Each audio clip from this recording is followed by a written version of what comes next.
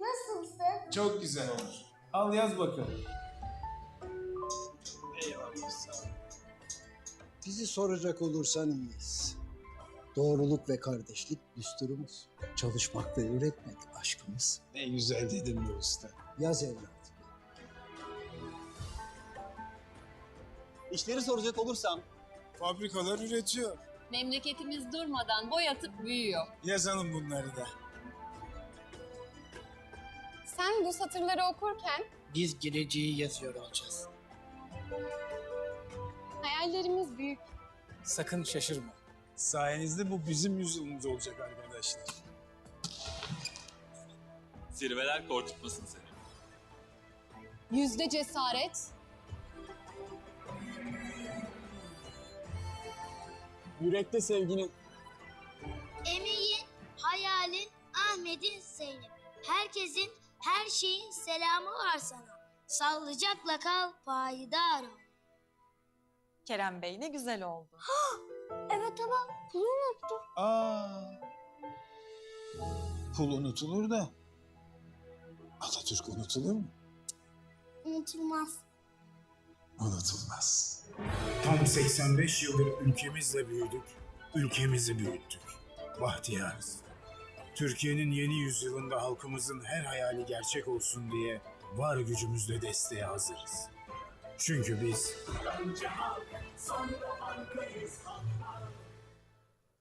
Absolutely amazing.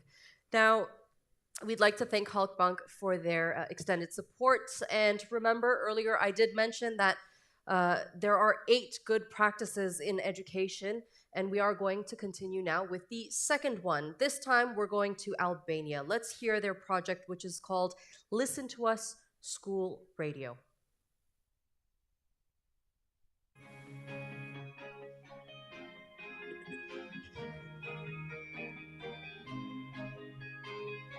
This project came to life through a multi-step process. The idea was born from suggestions by our students and teachers. We then embarked on a research and development process, providing a training to our students on media and podcast production. When it came to selecting topics, we considered students' interests and reading habits. Our students wrote their own scripts in different languages and transformed them into a podcast format. Finally, the podcasts were played for our students during lunch hours. Our Marif podcast is an important project for us because we created it by ourselves. The most important thing that I want to emphasize is that we are working as a big team, from school principals, teachers, a lot of talented students, and parents too.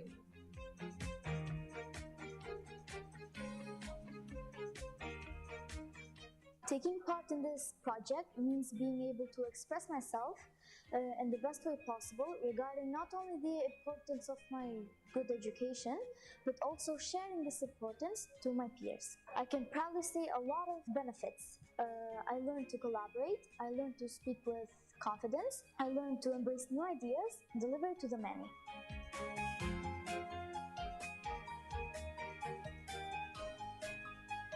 Taking part in this project is very helpful for me. I feel free in communicating and interviewing. Our students had the opportunity to explore their own voices. Simultaneously, the podcast improved communication skills within our school and gave them the chance to share different perspectives.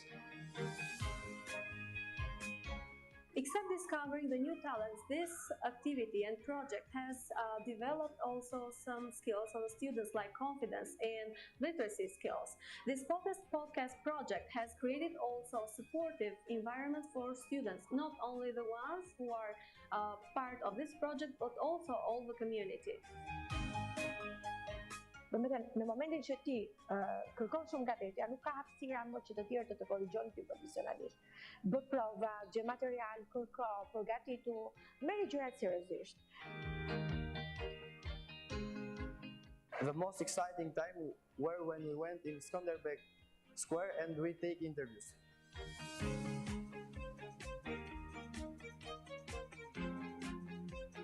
The most exciting moments were those moments I saw myself being recorded, seeing how much I was grown not only physically, but also emotionally. The most challenging part was speaking freely with confidence. My advice is quite simple. Do it. Never say no to such an amazing opportunity. It will help you get to know yourself and better it in the best way possible. To improve the skills and also our experience, it is planned to include also in this project alumni parents and students who were part of this success, and also to share their success path and inspire others. Sì, ajo e ardhmja e këtij vendi që jemi. Dhe ne mezi po presim që ju të bëheni profesionistë mirë, t'u lëmë stafetën dhe të çlirojmë nga përgjegjësitë shoqërore që ne kemi.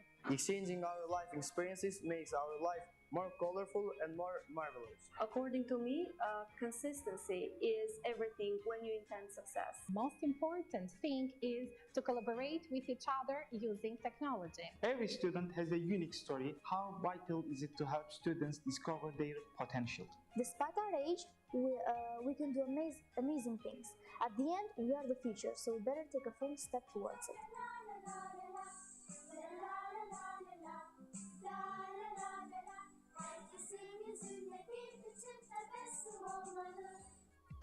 Gelecek programa görüşmek üzere. Hoşça kalın. Hoşça kalın. I think it's a great idea to provide these students with a platform where they can find their own voices and also gain self-confidence. I'm sure that these students are going to be great journalists and communicators in the future. Indeed, just like you are, Jafar. One of the students in that video, Tessa, she had said, at the end, we are the future. And Maarif students will become the pioneers of the future. And it is time now for the first panel of the day, titled The Change in Philosophies and Paradigms of Education. Indeed, education field has undergone a profound shift in paradigms and philosophies, leading to a new perspective and approach as educators begin to recognize the imperative for aligning educational models with the demands of the future. They are embracing new perspectives and approaches that prioritize holistic skill development, learning, personalized curriculum, and the integration of emerging technologies. Now, I would like to introduce our first speaker of the panel. Please welcome Mark Winterbottom, Professor of School of Education at the University of Cambridge.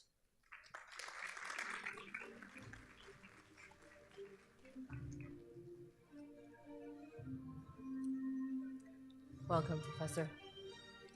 Here, please.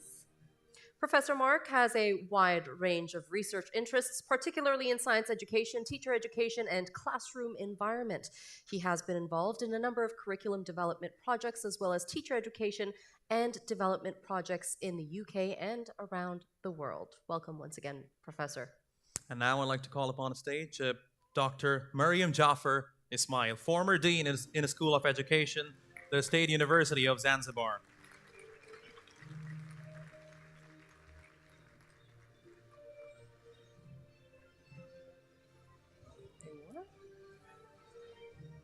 Dr. Ismail is a senior lecturer and teacher educator with 35 years of experience. He's also an education consultant at the Ministry of Education and Vocational Training, Zanzibar, leading various projects funded by organizations such as SIDA and the Swedish Research Council. Welcome. And next is Charles Raylith, Professor of School of Education at Indiana University.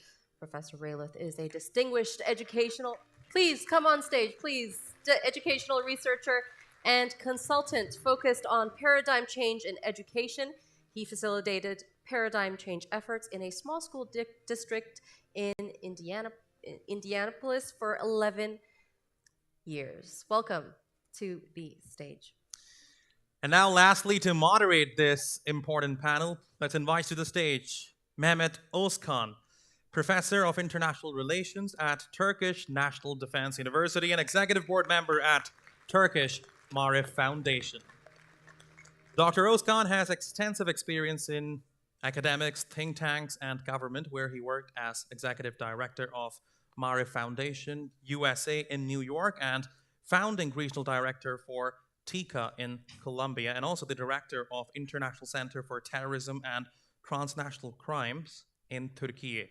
His research focuses on religion and politics in the Middle East, Horn of Africa, Latin America, and so on. Welcome. Welcome once again, and we wish you a great discussion. Thank you. All the best. Thank you. Good afternoon, everyone.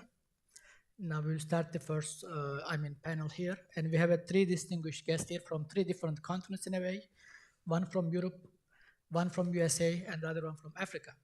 So with these esteemed guests, we will discuss a very important topic, as you know, the change in philosophies and paradigm of education. Now, paradigm is changing everywhere in terms of education, not only in terms of curriculum, but also the content, the way we teach, the way we learn, and everything has been on discussion in many places. So with these 3 guests, I think we will get a sense of what's happening in different regions, different parts of the world. They all have wide experience from different parts of the world as well. So they introduced already, but let me start very short. Dr. Maryam Jafar Ismail. She's a very expert. She's the former dean of School of Education in State University of Zanzibar, and with her, I had a good working relationship, so we know each other. And of course, Mark Winterbottom is a professor of education from University of Cambridge. He is a well-known expert as well, and Charles as well. Charles Elliott is a very well-known academic as well from Indiana University of School of Education. Let me start with Mark, perhaps, from the left, so we can go from left to the right? That would be much better. Also, then we can start. So I will give each of you 10 minutes as a first round. Then later on, I will give another 10 minutes to each of you, so we can have a discussion. At the end, we'll get some questions. So in your understanding, how we should understand change in philosophies and paradigm of education, where we are going, what is the change? What's your perspective on that? So floor is yours, Mark, please. Thank you.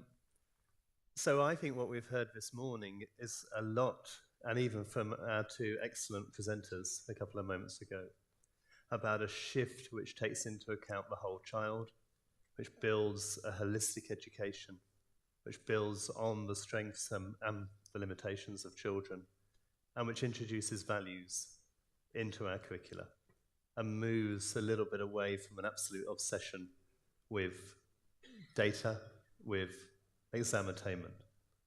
And so the way I started to think about this was, what is it actually that has made it so that we are really focused on attainment as a key aim? And actually, I think it's to do with technology. And I read something by Michael Rice, who's a professor of education at UCL in London. And he says this, he says, rapid technological advances within a highly connected and globalized world are happening. And that world's quite deeply fragmented. And as a result, you get increasing numbers of people in the world's countries actually able to communicate with each other, and an increasingly proportion of the world's population with instantaneous access to information, goods, services, etc. And so with those advances come an increased accessibility, travel, job mobility, rise of technologies. And when you've got that situation, then essentially where you end up is that we've got an escalated global competition. And as soon as you move into a greater competition, then you're starting to think about your children and how they're going to compete either for themselves or for your country in that globalized world. And we all know that TIMSS and PISA have become increasingly important in the way in which education systems are evaluated. And actually, when you look at how some countries define their aspirations for their children, you can see 3 things. I'll read you this one. And it's about technology education, because I'm a science educator, and I do work in science and technology education. So it seemed to me to be a good idea to look at that literature when thinking about this. So here we go.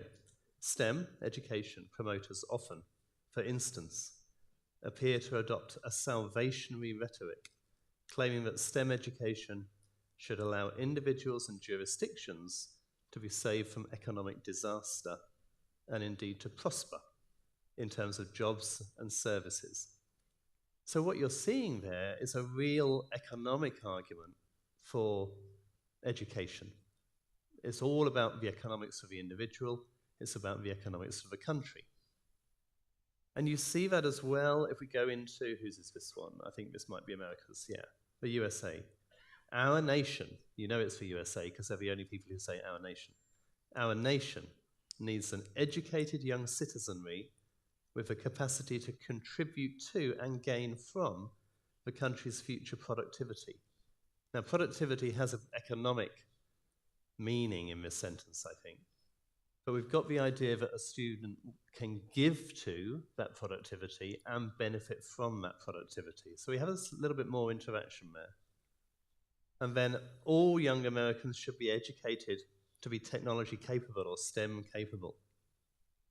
So if we are starting to think of a purpose, well, if we have been thinking of a purpose of education in increasingly economic terms, then it's hardly a surprise that we then start to judge the quality of education in those terms. And I think that gives us a problem because we move away from a holistic view of a child and we move towards a mechanistic and attainment-focused view of the child. So what that does is it tests our ideas about what education is for. And I think I'd like to talk about a few of those ideas around what education is for. So if it is to foster economic prosperity, then actually, what does that mean for us?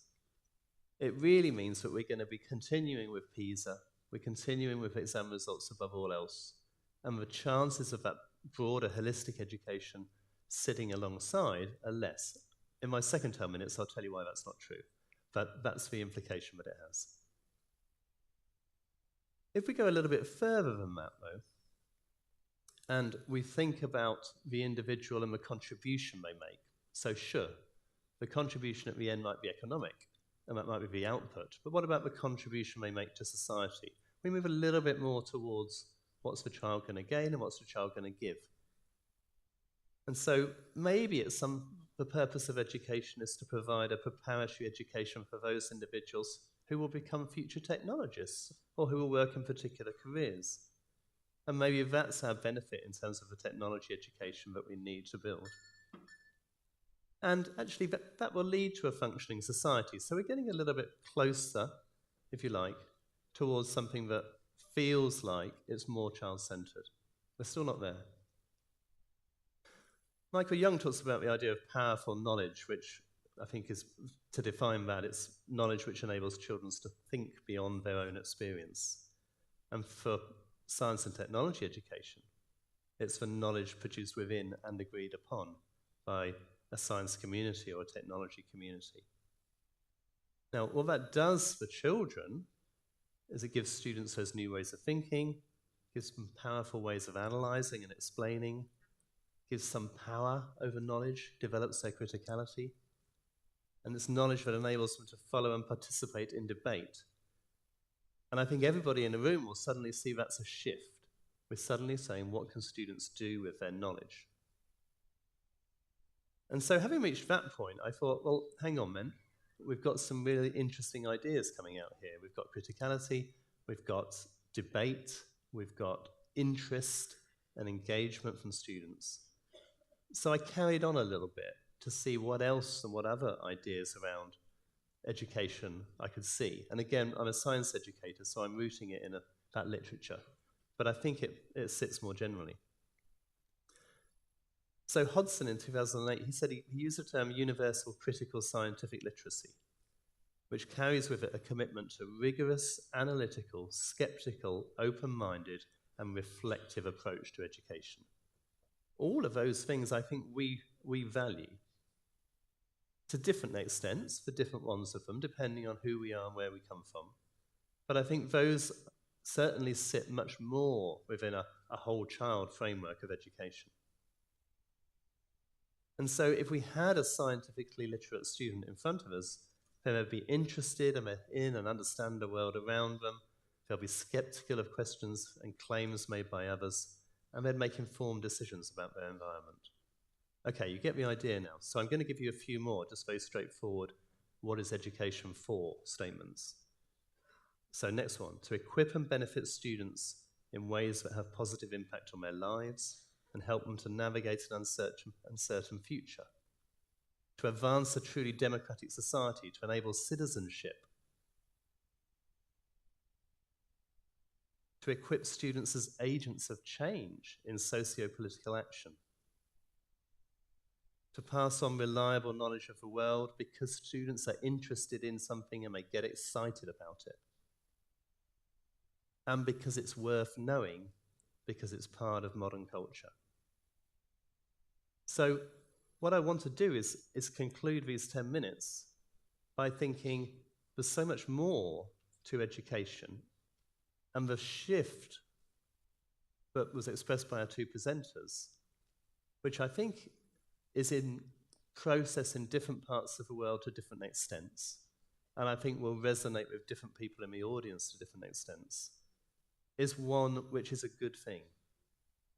And so if we wanted to say what education's for and where we should perhaps be going towards, then I think it's probably with us being able to furnish young people with an experience of the explanatory power of knowledge in relation to objects, events, phenomena, stories, debates that they encounter. To provide a basis for understanding issues involved in making decisions, for example, about their own or others' health and well-being, the environment, the use of energy, etc. To give students enjoyment and satisfaction in being able to answer or find answers to the kinds of questions people ask themselves about the natural world, and to embed cultural significance, for instance, affecting views around humans, who they are, human activity on the environment, etc. And then lastly, to prepare students for further study or for work, and hence to make a contribution to their society. Done. Thank you, Mark. Very timely and excellent. Floor to Dr. Mariam Jafar Ismail for her first comments. Please, Doctor. Thank you very much. Good afternoon, everyone. And as I've been introduced, I'm from Zanzibar. And if you don't know where Zanzibar is, probably you can just check the map, and I'm from East Africa, in the United Republic of Tanzania. And there is a little small island called Zanzibar, and it is a UNESCO World Heritage Site, so you can check it later.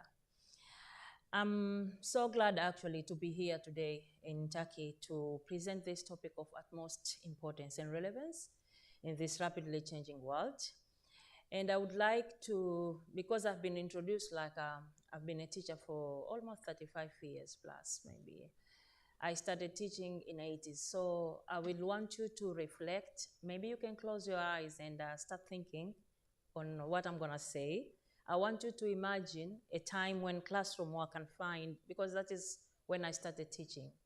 Confined by 4 walls and desk, and learning was synonymous to chalkboard, teachers, book.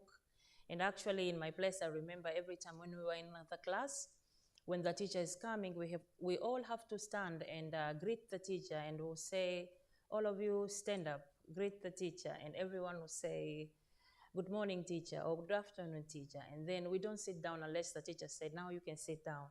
So I want you to imagine that. And then I also want you to picture a world where education knows no boundaries, where students are active participants in their own learning journey and technology. We have just seen in the best practice from Albania, and we have seen how technology is no longer a threat, but a powerful tool. But also I want you to imagine when you are in school, we meet brilliant minds. Like, when we're in the classroom, there are many kids, or you met colleagues who are very brilliant, either in primary or in secondary or in your undergraduate years, but some dropped out, some were missing classes, some failed, not because they were not intelligent, but to them learning was boring, meaningless, and uninspiring. Maybe the only reason me and you survived or stick around because of the social pressure to conform and get certificate. We had no choice, like we had to get a certificate. So without also forgetting about the pandemic time where digital literacy, we all had to learn, we all have to have digital skill, whether you like it or you don't like it, but teachers, parents, students, everyone have to do it. And you can also imagine if you are in an area whereby there is limited technology, you can imagine, I don't want to remind you too much of that. So I just wanted to get you ready to embrace the transformative power of education and redefine the way we nurture knowledge, values, and skills in 21st century. I think we have had long time ago, like education stand for the bedrock of progress. It's an essential vessel through which we transform knowledge, values, skills to successive next generation. But, and I think you have also heard that education without value tend to make a man a clever devil. I think we have heard about this every time. However, we have been fighting between the knowledge and the value. But we have undergone a remarkable transformation, responding to the changing demand of our societies and the challenges of our time. And previously, the traditions that once anchored our education system are now confronted by demands of an ever-changing world. And this era often referred to Education 4.0, which is a learning approach associated with fourth industrial revolution and which aim to transform education in the future through cutting-edge technology and automation. But also I want you to think of, my colleague here has mentioned technology advancement. I think we have experienced this and we have found ourselves at a crossroad, necessitating a departure from traditional methods to embrace a more dynamic, student-centered approach. For example, I can share an example whereby at university, I'm teaching academic writing, and I'm teaching communication skills to first-year undergraduate students. And most of the time, we used to give them some types of question where like by now, we no longer want to give them those type of question. For example, I remember most of the time when first New Year come, I ask them, can you write what is plagiarism, or what do you think is academic writing? So now those type of questions seems too easy because everyone will just go to ChatGPT and type and they will bring. So as academics, sometimes we are at crossroads thinking like, okay, technology has to support the students, but also can we avoid plagiarism? How can we teach them? How can we train them to use technology in a very positive way? But also, I think we all remember that now gone are the days of rigid structures, rote memorization, and teacher-centered approach. I think we've all been there. Like we used to be given a type of question whereby we have to memorize, and you have to cram, you have to sit in front of the mirror.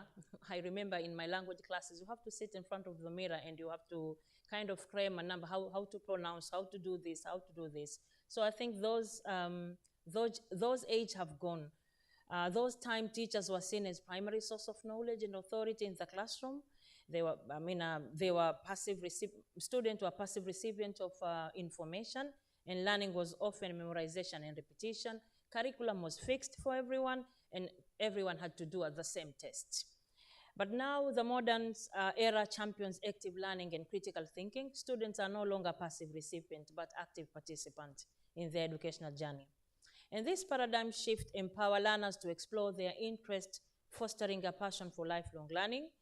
But the teaching profession has marked a shift toward a more dynamic, student-centered approach to active and experiential learning. I think I was happy in the morning when I was watching a number of best practices seeing experiential learning, and the speakers who were talking about experiential learning, problem solving, active learning, and critical thinking. But also I want to think of assessment. I think the minister in the morning has mentioned about removing assessment. Even in my country in Zanzibar, We have just done a reform, education reform, and I've been lucky to be in the Ministerial Task Committee. And the Minister of Education has also announced that examination in Standard 4, and that is grade 4, and also in Form 2, which is like a lower secondary school, we will no longer have examination. But all parents were not happy. Most of the people are still clinging to examination. They value more grade rather than a holistic type of assessment. And I think maybe, I don't know how about other countries, but most people still cling to assessment because they want grades and certificates. That is what our community value more. But also lifelong learning. Now this is our campus, and we have to navigate the challenges and opportunities of 21st century. The traditional classroom model is no longer the sole locus of our learning. With the technology and online learning, now whether we want it or we don't want it, now life learning is now recognized as essential for personal growth and career advancement. The world is transitioning from traditional confines of a four-wall in classroom to lifelong learning. I think everyone has seen it's no longer a linear path. Anyone can study anywhere at whatever time, choosing whatever sort of material they want. However, it's not all education is too like that, but there is no way. We will have to find a way and then to agree together. So the 21st century paradigm recognizes that learning is a lifelong endeavor, and then we really have to, not necessarily to change, but we can adapt. But also I would like to talk about, like we have seen an example of podcast previously, and I think for a long time we have been like passive knowledge consumers, and we never had an opportunity to be active knowledge producers. Most of the time when I was trained to be a teacher, I was using the example my teachers have taught me. I never had any other example because the opportunity to produce materials was not there. But also I think now all of the countries are talking about skill development in education. Previously, we were all talking about knowledge, content-based curriculum. But now most countries, they want to introduce skills in education. So I think we have the feel of this, that whether, I think some other countries have started, but some other countries still have to develop some structures to have these skills development. But also now we're no longer learning in isolation. Previously, you study in Zanzibar, you are in Zanzibar, you don't have an opportunity to participate in any mobility projects. Nowadays, for example, in Tanzania and in Zanzibar, most schools have got a partnership program whereby students and teachers exchange. So thereby they'll be able to learn from other people. So I think we have seen that knowledge is no longer confined to isolated subjects. It is interconnected, but also people are learning from their peers. They're learning from other people in different countries. I have a very good example whereby we have a project with Norwegian countries, and we actually in Norway, and whereby we do student mobility for teachers so that they can learn intercultural competencies and learn what other teachers are doing. And this program actually for both sides, everyone was, we have learned a lot. We have learned tolerance, but we have also learned about valuing local languages, and we have also learned about skill development and how teachers are being prepared to face the 21st century. Thank you very much. Thank you, Dr. Mariam.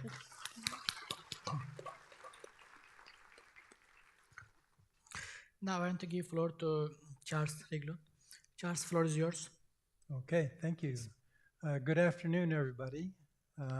I'm really delighted to see that this summit is focusing on paradigm change, which is very different from piecemeal change or reforms in education.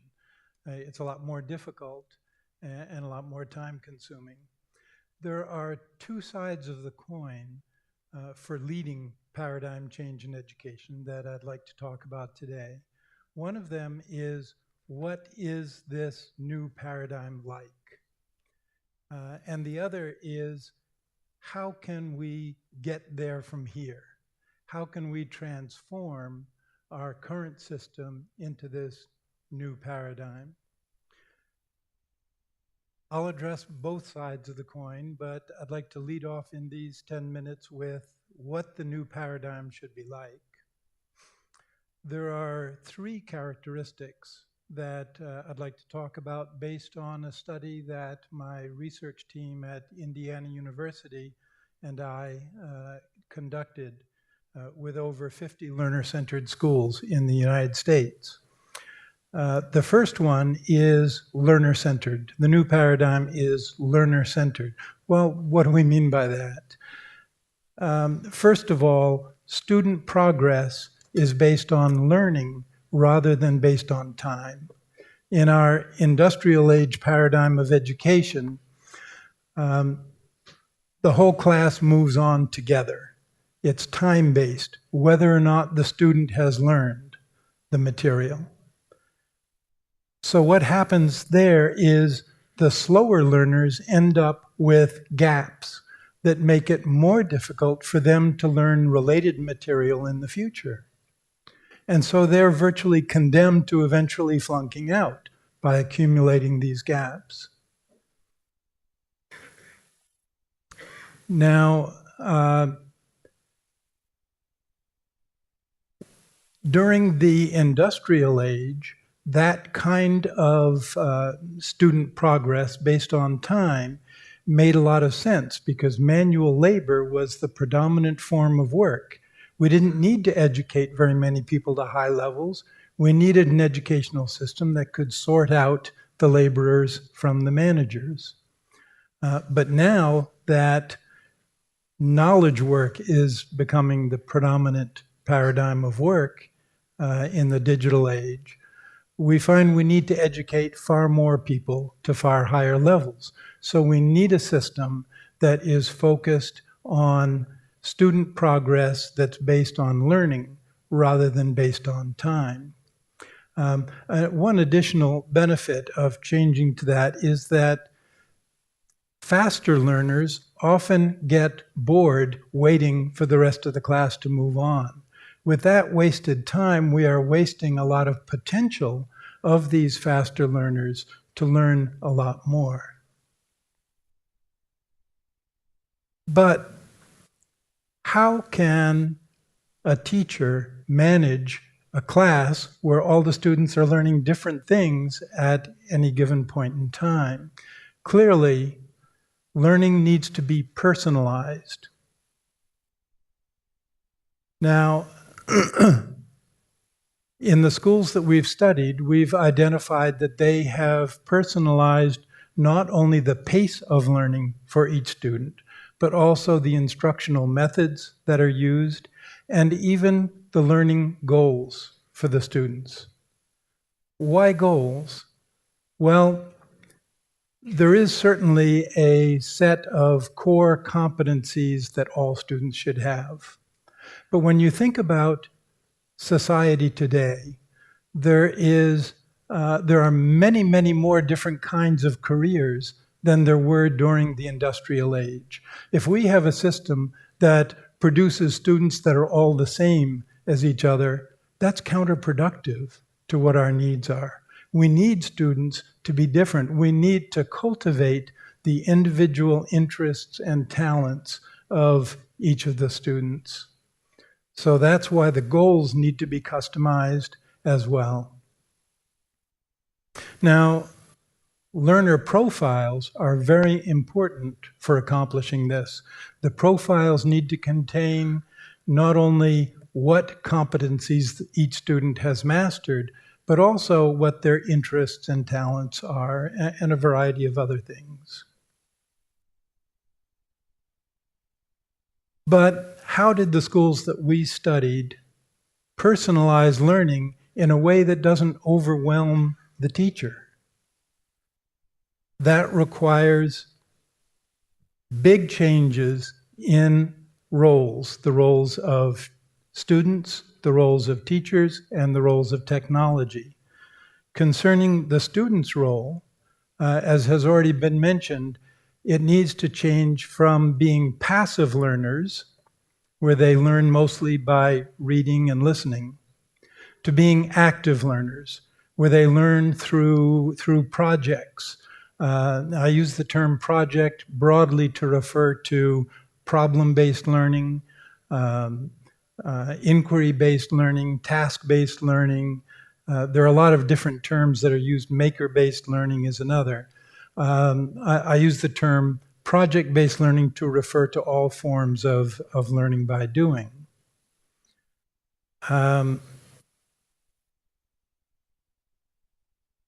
For the student's role to change to being an active learner, it's important for the teacher's role to change from being the sage on the stage to being the guide on the side. The teacher needs to become a facilitator of the student's work on projects.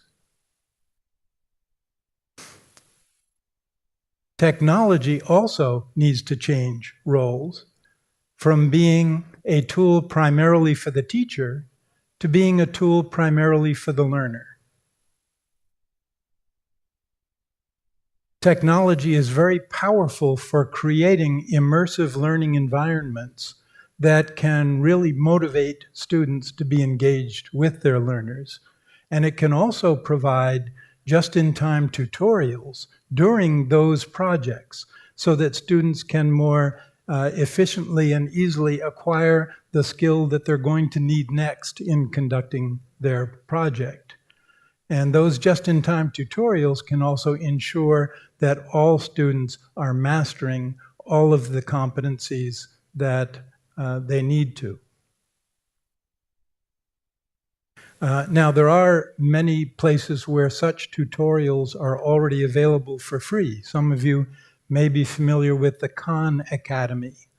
They have a system where they have an excellent system of tutorials that automatically keep records of what the student has mastered. The teacher doesn't need to spend time keeping those records.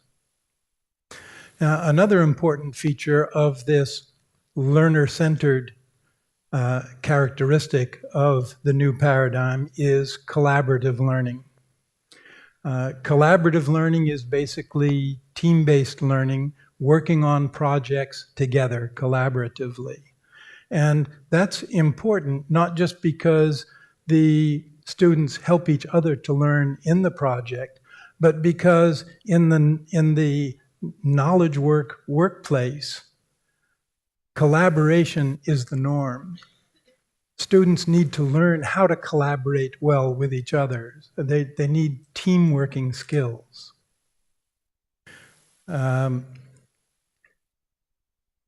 The last characteristic of learner-centered education that I'd like to mention is self-directed learning. We talk a lot about lifelong learning, which is becoming ever more important given the rapid pace of change that anyone in any kind of knowledge work career is going to have to continue to learn a lot to keep up with the changes that are taking place.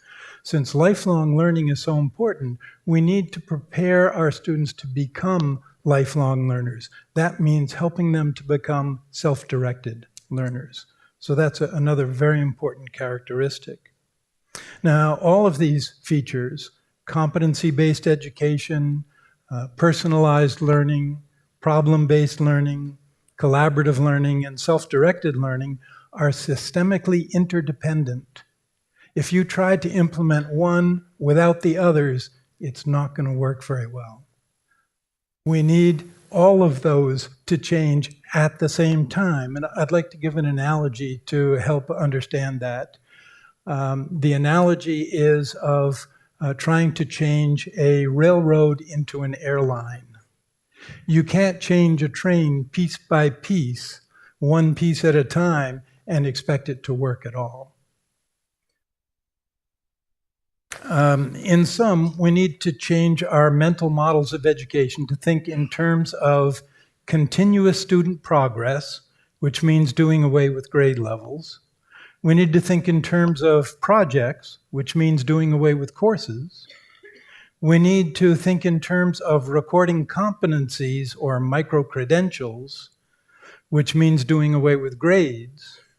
We need to think in terms of studios or workshops for conducting projects, which means doing away with classrooms as we know them. Well, this has been a long first point of my 3 points.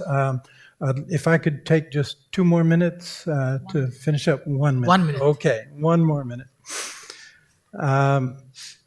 My second point can be summed up by this.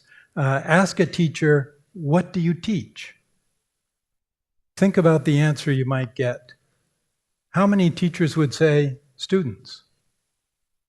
Our students are more than what they think and know. Their developmental needs extend far beyond acquiring skills and knowledge. Social and emotional development are very important. So full, well-rounded development is an essential feature. Cognitive development, social, emotional, psychological, physical, and so forth. Daniel Goleman, in his work, has provided evidence that emotional intelligence is more useful for a person's success and happiness in life than is cognitive intelligence. And yet we tend to ignore that in education. So the recent focus on social and emotional learning is a welcome recognition of this fact. Furthermore, it's been said about students that if they don't think you care, they don't care what you think. Yeah. In learner-centered schools, we've found that the schools we've studied have had students stay with the same teacher for a developmental stage of their life, typically 3 to 4 years. This way, the teacher gets to know the student very well, gets to look well beyond just the skills and knowledge and help with the full, well-rounded development. So this is a highly effective way of incorporating human values into the educational system. And the very last one is that projects should be chosen to better the student's world. And you can start at a very young age, improving their family, improving their school, their community, their state or province, and their nation. So thank you for the extra time. Thank you, Charles. As you all heard, we see 3 different perspectives on the issue of changing philosophies and the paradigm of education. Just to remind some few important points, Mark mentioned about technology and its importance, although there are some economic arguments whether, some countries which may need more economic performance in terms of using technology better. Dr. Maryam talked about creativity, active participation, and knowledge and value as well, which is important. And those are the key issues. And Charles, of course, talked about a learner-centric education and its implication that teachers should be a facilitator, guide, and technology should be a tool for learner. The question is here, just to give it back to the ball, we are talking about the changing philosophies. Now, education is no longer as we were in early beginning of 20th century. Now, we live in a world, not only technology is transforming everything, but also states are transforming. We live in a world now, new type of nationalism is on the rise. There are populist trends in different parts of the world. And education is also serves as sort of nation building process in a way in each country. So in that sense, we see 3 dynamics: teacher, technology, and student. So my question is to all esteemed speakers here. First, what should be the main element of a curriculum or sort of teacher-centric perspective to teach them? And second, should there be a limit to the technology? While we use technology, because technology is a means, it should not be a. And lastly, as we see each country, they are sort of, we live in a globalized world, they are also parting away in the way their societies are transforming and changing. So in this changing world, what do you think should be the main, if you say several main points that each country perhaps should rethink, reconsider in terms of their education and when they talk about their philosophies in terms of curriculum, education, and system and everything. So let me start by you, Mark, if you want. There's a lot of questions. I'll do one of them. You take whichever you want. And I had this conversation before lunch as well, which is why I've chosen to do this one. I think we can get caught up a little bit with technology. And we can get caught up by thinking it's very different. It is. But what it provides the student with is an opportunity to make sense of something. So, at its very simplest level, a teacher teaching something really well to a student, and the student thinking about that, not passively, in Charles's words, actively thinking, is an opportunity to make sense. A dialogue with another group of students, collaboratively learning, again, drawing on Charles's summary, is an opportunity to make sense of something. And technology gives us some of those same opportunities to make sense. So if I think about my own teaching during the lockdown, and we were broadly in Zoom with breakout rooms, we gave students the opportunity to collaborate and to discuss in order to make sense of the key ideas we were trying to get them to learn. If I think pre-pandemic, we had designed a very immersive experience in a Tunisian palace, and we wanted to use that to allow Tunisian students to make sense of their identities, which are multiple in Tunisia. You know, they have some of the same, some linked history to you in Turkey. They have some additional history, both to Arabic colonization, both to Berber is an old-fashioned word, but indigenous peoples there. And so what we did was we used an inquiry approach to design learning activities for students to engage in together in pairs in order to make sense of their identity. So I think a really helpful way to think about the role of technology is, does it allow a student to make sense? And you can test it, I think, with something like ChatGPT. If you put in your homework question and ChatGPT spits out an essay and you hand it in, that is not an opportunity for the student to make sense, because ChatGPT has done the thinking for them, inverted commas. However, if a student goes home, realizes they don't quite understand something, and asks ChatGPT for some clarification to help them to understand, ChatGPT is giving them an opportunity to make sense of key ideas. And when we're testing technology and we're thinking about technology, we can simply ask, is it giving our students an opportunity to make sense of something? When I trained, which was probably about the same time as Marianne, but based on what she said about chalkboards, the mantra from my lecturers as a trainee teacher was that it needs to offer a better opportunity to make sense. I don't think that's true anymore. I think it can offer an equivalent opportunity to using a pen, to talking, but it's all about whether or not it gives students the opportunity to make sense of some key ideas. Dr. Mariam?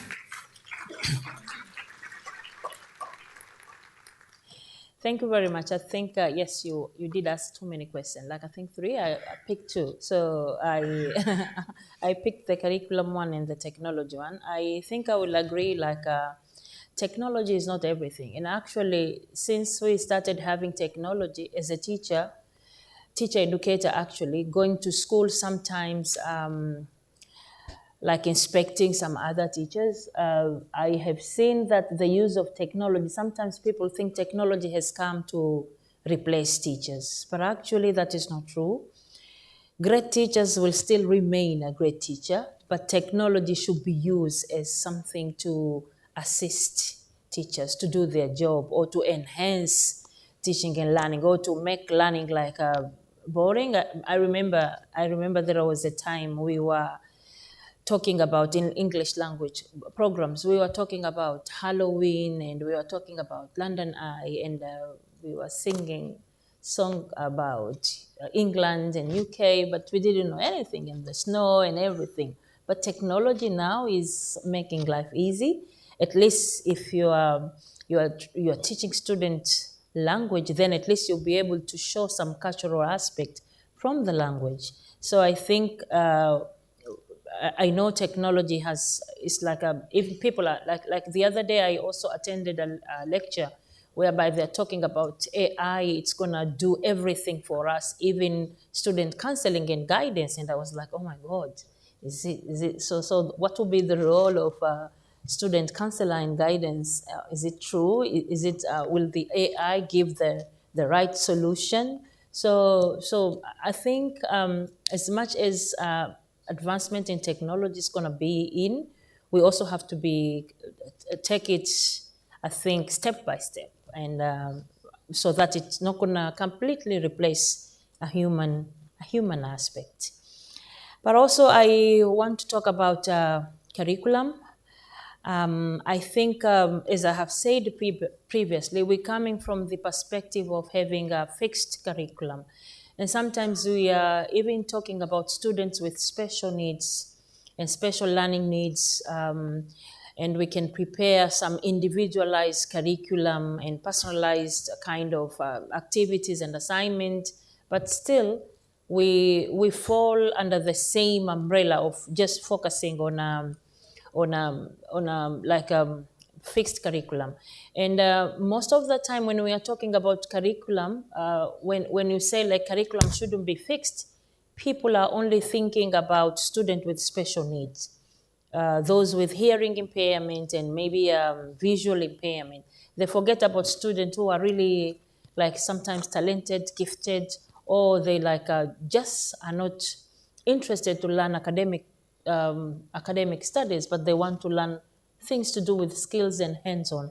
So I think flexibility in curriculum, or for example, having flexible learning environment that will accommodate diverse style and different learning experience are really, really important in my perspective. I think I'll leave it to you too. Charles? Okay, I've already talked a little bit about both technology and curriculum. Technology I see as primarily a tool for the learner. I think that's going to be its most important role. But my research team has identified 4 major functions that we believe a technology system should encompass that would also help the teacher. One of them is planning for student learning, which entails planning what projects the student is going to undertake given what the next competencies they should pursue. Another one is instruction for learning, which includes the immersive project-based environments with just-in-time tutorials. A third one is assessment for student learning, which is providing immediate feedback on the tutorials. And in those tutorials, the students practice until perfect, so to speak. They practice until they reach a criterion for mastery, say the last 10 items in a row correct. And that information is automatically put into the record-keeping system. And the final one, that is the record-keeping system, the records for student learning that keeps track of what competencies the student has mastered.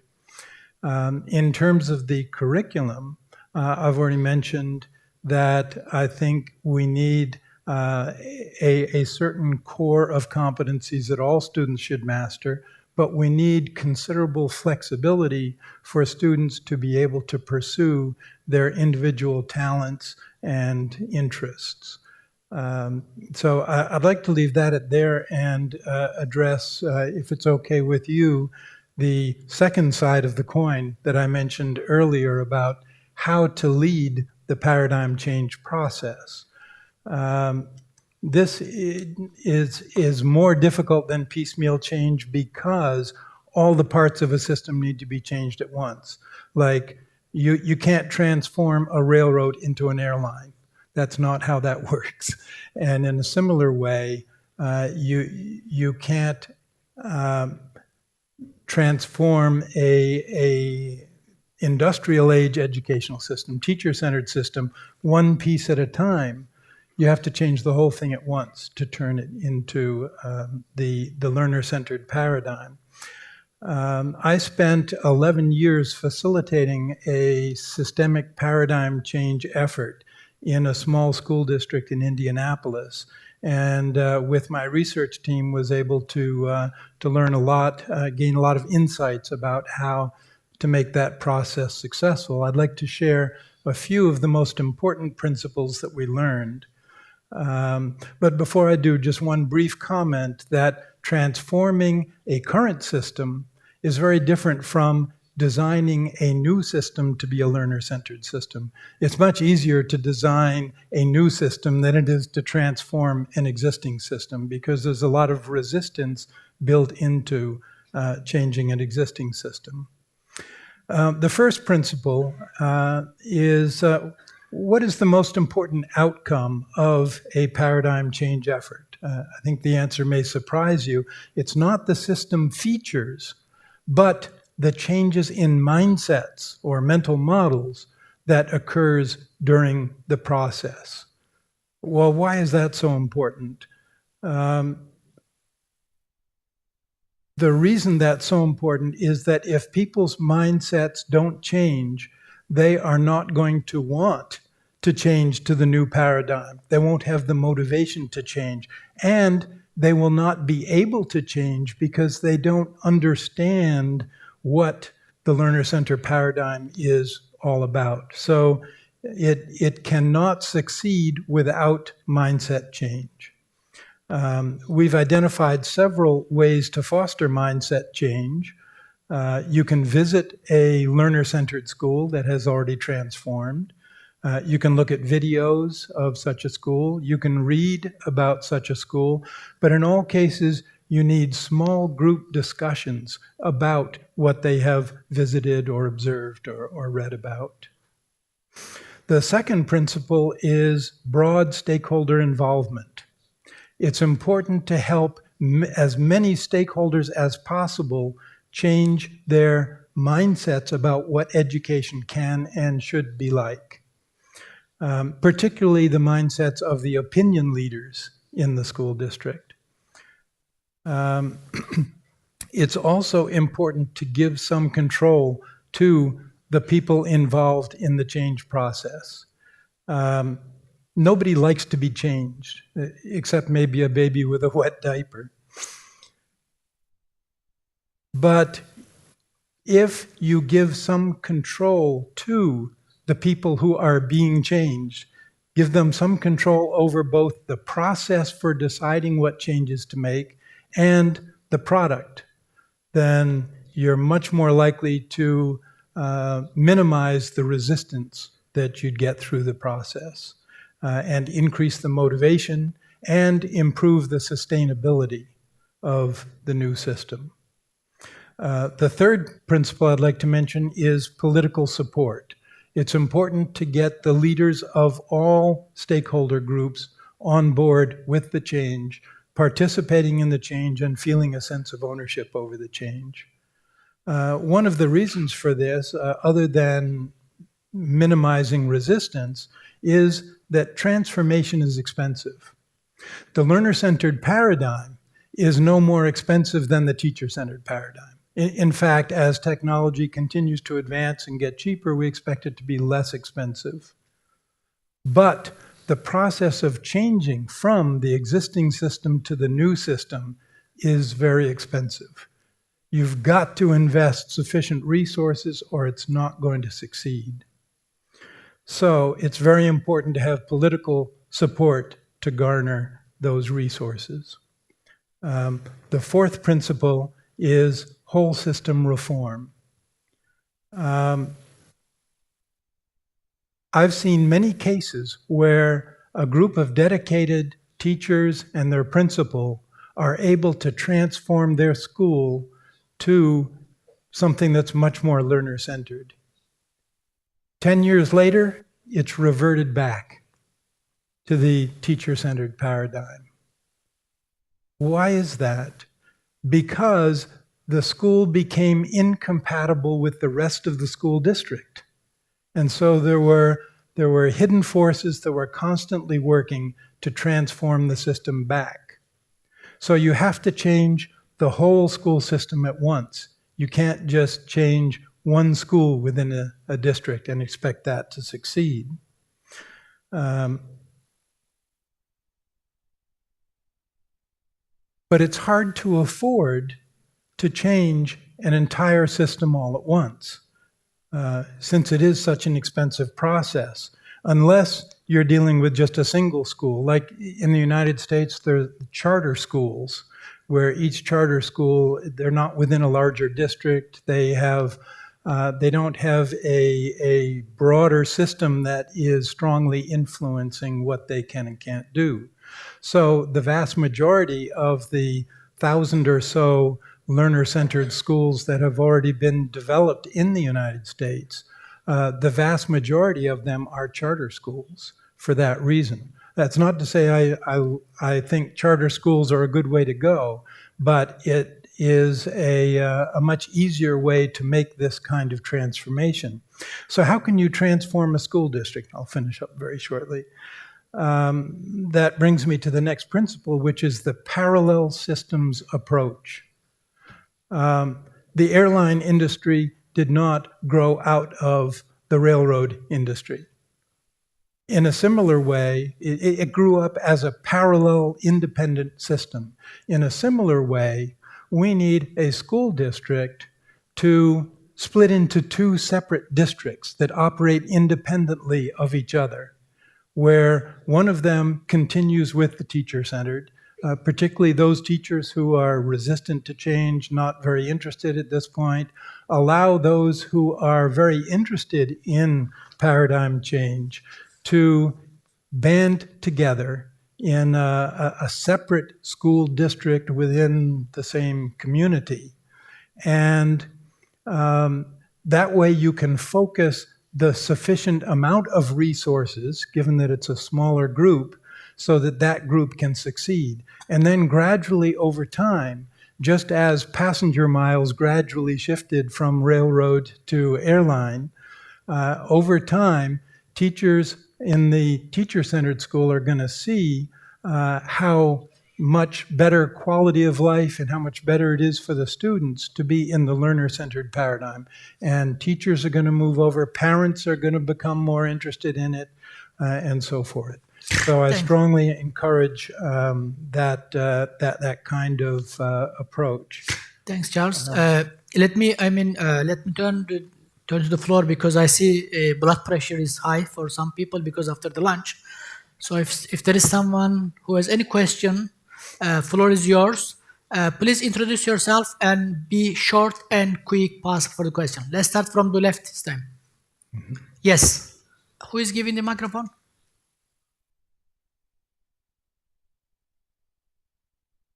Go ahead. I think we can hear it. Yes.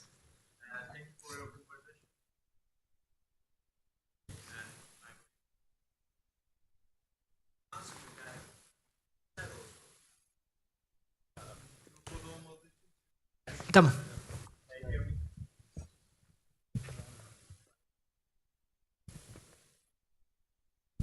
Mikrofon çalışmıyor arkadaşlar.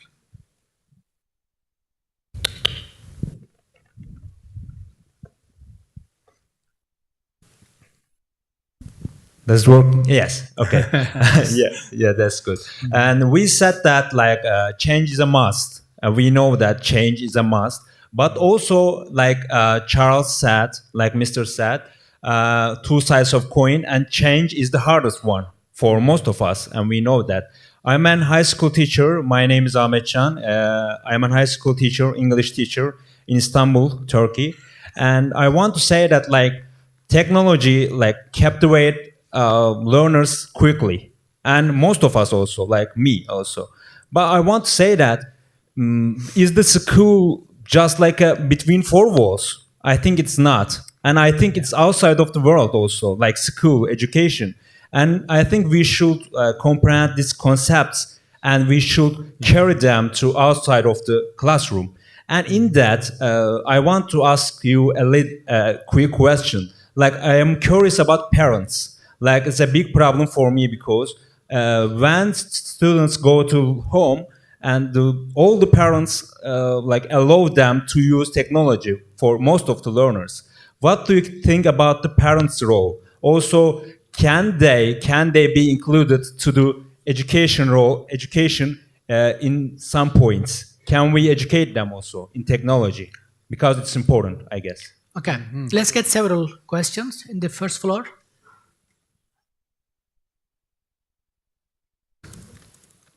Thank you, Mr. Chairman. My name is Dr. Muhammad Sani Idris. I'm the Honorable Commissioner Ministry for Basic and Secondary School in Yobe State, Nigeria. I want to appreciate the panel and the very serious contributions that they have made. They may not have idea how much they have positively touched on our mind and how they have changed us positively. However, when you are talking about change in the philosophy of education, I think we have to broaden the perspective more than the perspective discussed by the panel. We have to think of human being. Education is actually aimed at serving human being, giving life that is worthy of living for all human beings. Is there any way we can think of a broader perspective, in broader change in the philosophy of education? What is happening now is we have some people that are super learned. The rate of the education is so much advanced. While in the same world that is supposed to be a village in which we are all living, you have certain countries where learners are actually suffering of malnutrition. They don't even have the basics. How can education think of making this world a global village where the concern of the educated will also be, will respect the educational need of those that are suffering from malnutrition? The last thing I want to appreciate Dr. Mariam, she said that education should respect values.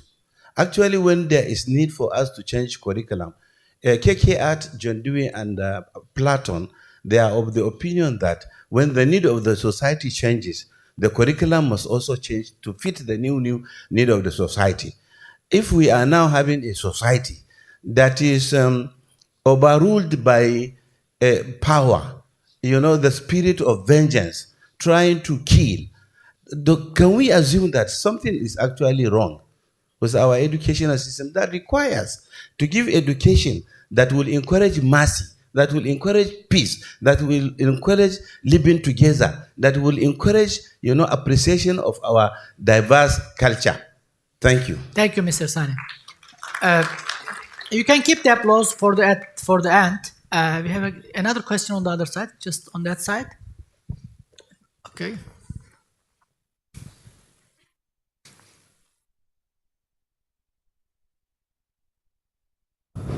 شكرا جزيلا لكم. المحجوب السالك من موريتانيا. لدي شكرا للمحاضرين. لقد Well, I would like to thank all the speakers for their kind speeches. My question is about the technology, and after technology, I will have another question about occupations. So you can ask in English or Turkish so they can translate? No. Or French? But French. Then keep your question for the coffee time. Je préfère poser ma question en arabe, si possible. Si la traduction est disponible, sinon je dois être obligé. Je vais être obligé. Well, I would like to ask my question in Arabic. Understand? I mean. نواصل بالعربية. Yes. شكرا. إذن بالنسبة لبلد مثلا كبلدي Okay, I will continue in Arabic in any way. Well, since our country has no high tech, and since they do not have very advanced technology, what should we do in order to reach a higher technology with the existing systems that we currently have? So how we can transform our current technology in order to acquire some higher levels of technology? Because while they constitute an added value and we are trying to create projects with the resources that we already have, and we have to make the best use of the existing technology that we have, and we would like to, improve our students, but we are not so sure about how we can do that. Hocamız Moritanya'dan, malumunuz Moritanya çok klasik eğitimin olduğu, ezbere dayalı. Okay, our professor is coming from Mauritania. I cannot ask my question in English, but I can definitely say it in English. But you are speaking about some more technology. How we can solve this problem? Yani Türkçe şöyle ifade edebilirim. Sizi diyor hep teknoloji. So, you said technology shall be in the forefront when it comes to the education. You always said education equals to technology, and this is a presumption. But we do not have the means to do that. In countries like Mauritania, we don't have such high technologies. In order to reach the desired, results, what should we do? More question here. Just on this side, Professor Koch. So they ask basically how can we reorganize technology and the traditional education, those countries like in Mauritania. That was the essence of the question. If you didn't get the exact question.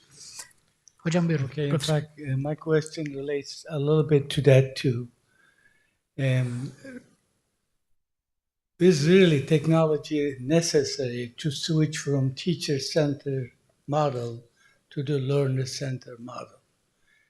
Maybe not, because that would solve his problem, because he doesn't have technology. And also 10 years ago, everyone was going gaga over MOOC. And it turned out to be a farce. It turned out to be a big blow-up, and nothing happened there. Massively open online courses. Professors resigned from Stanford positions to start companies and then saw them failing. So his technology is really, quote unquote, helping to change the paradigm. It didn't.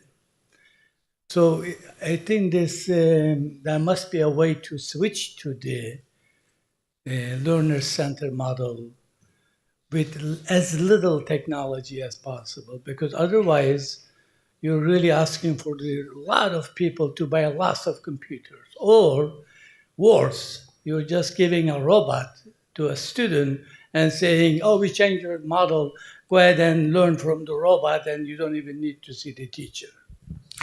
There was a last question just here.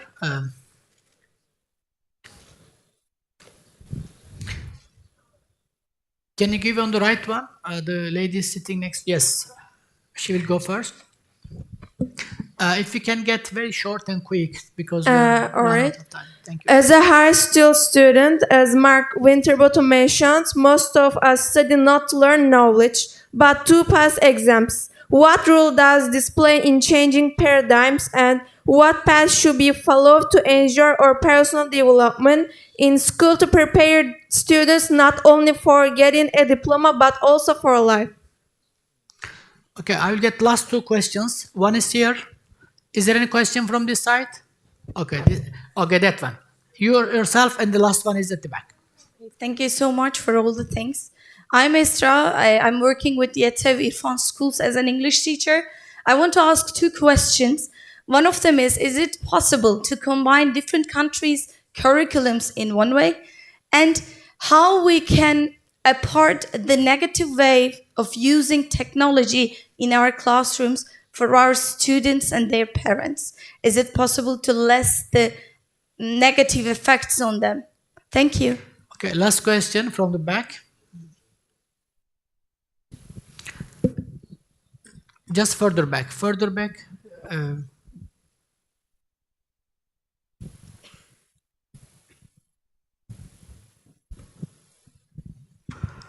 Thank you for your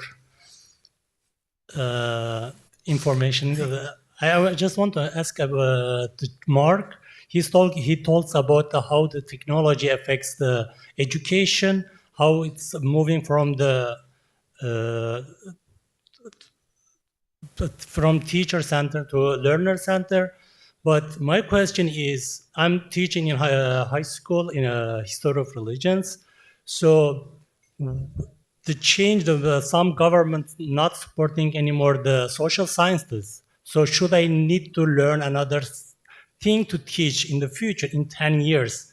For example, if they government say we don't need to teach history of religions anymore because we don't need it, what should I do? All right, lots of questions and short of time. So it means I will give each of you 3 minutes. The rest we can discuss when we have the break. So Mark, we can start with you. 3 minutes. If you can use less minutes, I really appreciate it. Please go ahead. Okay. I'll try to do it very quickly and clearly then. So I think there was a question which said, do we need technology to change to a learner-centered model? And I think the answer is no.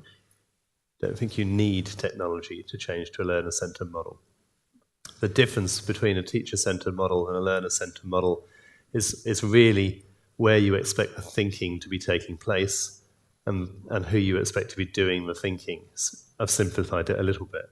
But the learner is the active agent in a learner-centered model.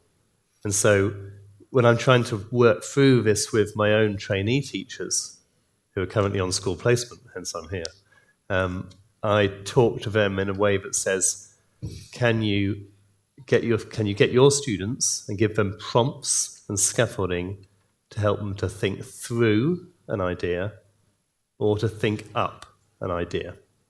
So in other words, you're giving them the foundations which they can use to either work through an idea or actually build an idea in their own minds. One of our mentors suggests that can you ask the questions to pull the existing ideas out of a student's mind? And none of that depends on technology. It's more about the assumptions that you make of the learner and your expectations of what the learning process is and the role of the learner in thinking about that learning process. Let me choose one more as well. Yes, I think it was over here. I think I completely agree with you. I think, and maybe I'm guilty of it too, because I've worked for organisations like Cambridge International and the IB. There is a sense, I think, which I think you were conveying, that superimposed curricula, which have been written overseas and then have to be carried out, if you like, within a range of countries, don't sufficiently meet learners' needs in those countries and may contradict some aspects of culture and values in those countries. I think that is probably true. And I think more thought needs to be put in, both by those countries and the people who write the curricula, into how you think through the tailoring of a curriculum to a country. And so a lot of that work does take place already. And some of the examination boards which are international, I don't know about Marif and how it guides its schools in terms of curriculum, but in terms of international examination boards, some of them have introduced new components which recognise the local context and help you to build a curriculum that starts from your learners' foundations, both culturally, their values and their knowledge, and it's much more context related. And I've been involved in writing one of those for Egypt many years ago, and it's since been written much better by Egyptians, frankly. Charles? Me? Yes, please. Okay. I agree with the first question that it's very important to blur the boundaries between school and the community and the workplace. I think many of the projects that are going to be conducted are going to be conducted with community partners, business partners, and so forth. I also think that parents are going to play a very important role. Parents need to understand the change and welcome the change, or they're going to resist it. But in addition to that, I think parents need to be partners with the teacher. The teacher needs to communicate with the parents and enlist the parents in helping to be partners in the children's learning. In terms of whether technology is necessary for learner-centered education, I agree. It's not at all necessary. In fact, Montessori schools are a great example of a low-tech, learner-centered paradigm. And I also, the issue about MOOCs, the massively online open courses, I think those, for the most part, have ignored good instructional design. And I think that's why they have failed. I don't see MOOCs as being a very productive way at all for education to go. MOOCs tend to be very teacher-centered, not learner-centered at all. And finally, about the exams and diplomas, I think that the learner-centered paradigm doesn't have exams anymore. It's the notion I mentioned of practice until perfect, that you practice until you reach a criterion for mastery, and you don't need a test. That is the test. So you don't have separate exams. And diplomas, I think, are also going to go by the wayside.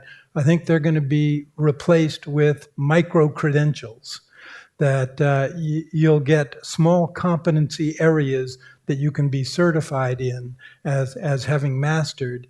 And so a diploma doesn't really tell you what the student has learned or can do, whereas these micro-credentials will. So I don't think we'll have either exams or diplomas in the learner-centered paradigm.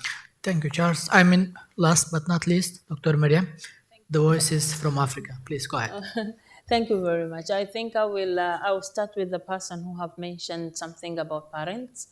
I think not just technology, like we have to involve parent and community when it's come to technology. I think when we introduce anything that has to do with the learning of the children, parents and community has to be involved. All parents have to know like what or how are our children learning? What is it exactly? And I think, for example, if I can share example from Zanzibar or from Tanzania, we have two things which are very important, even though it is kind of, we are struggling with the system, but it is in the structure. SMCs, we call them school management committees, whereby parents are also representative. And we also have got PTA, parent-teacher association, something like that. One is formal, well, it is within the structure of the school, and one is informal. It is working in certain community whereby kids sometimes don't want to go to school because they don't even have food, as someone from Nigeria have said. Like we have school feeding programs, but they don't really work because not all schools can, you cannot keep feeding all the kids in school. Some government manage, but some government in Africa don't manage. So yes, I think parent has to be involved in technology, but not only technology, whatever, anything which is new, which is coming in the school and that involves children, then parents need to know. But also the other thing which is really important is like I have heard up from the student talking about diplomas and certifications. This is how we grow up traditionally, like without certificate. If you present your certificate, then you are the man. Like no certificate, no one will know you. Like, or no one will recognize you. So I think now things are changing. And the way we assess a student is different.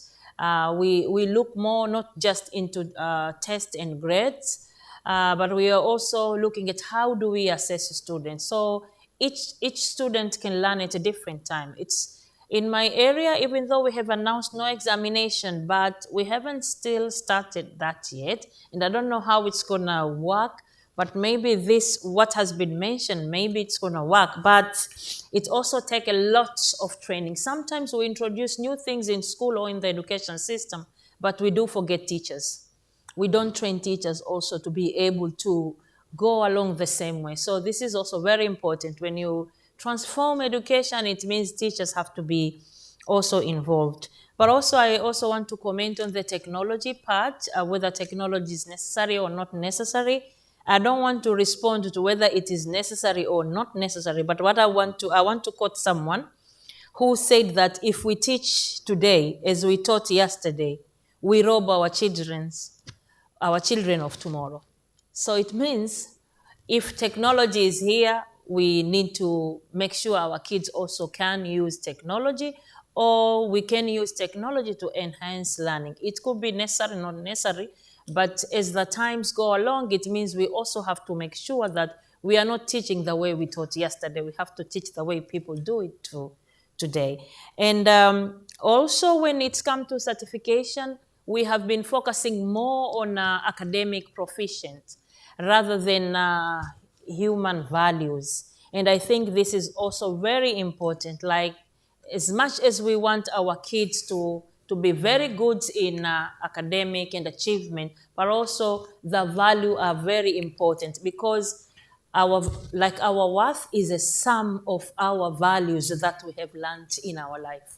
Thank you. Thank you, Dr. Mariam. I mean, we came to the end of this session. I special thank to 3 esteemed guests from different regions, from different universities. Let's give them a strong round of applause, please. And thank you very much. Thank you for all of you.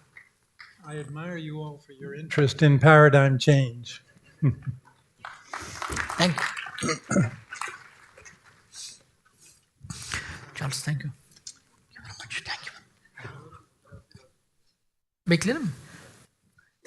All right, thank you so much to our moderator and our speakers. It was a very insightful discussion. Obviously, an innovative approach integrated with technology and in line with the needs of the future is, of course, required.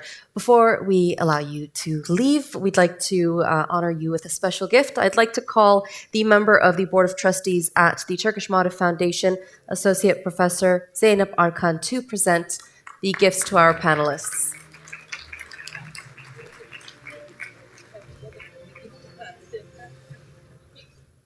Hello. Buyurun efendim. Hediyeleri alalım.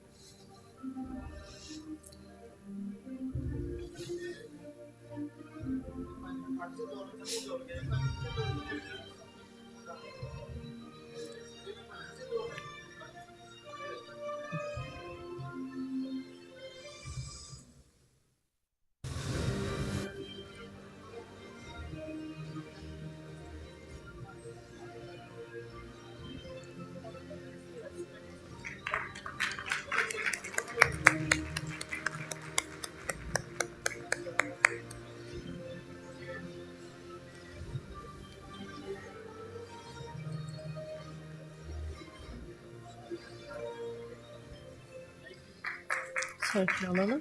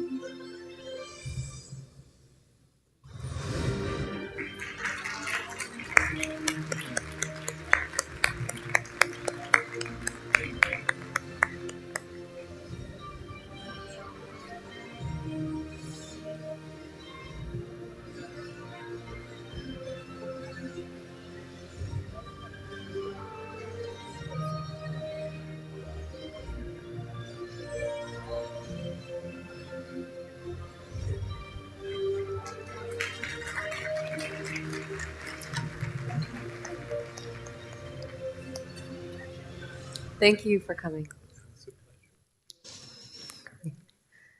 All right, congratulations and thanks all once again for this fascinating panel. Now, ladies and gentlemen, we continue with a very important topic, which is technology in futures education. This session will be joined by young pioneers, and before we do that, we'll watch a video from the Democratic Republic of the Congo about technology, which is another good practice in education. The name is quote, Ask Arif, Use of Technology in Education. Let's watch it all together.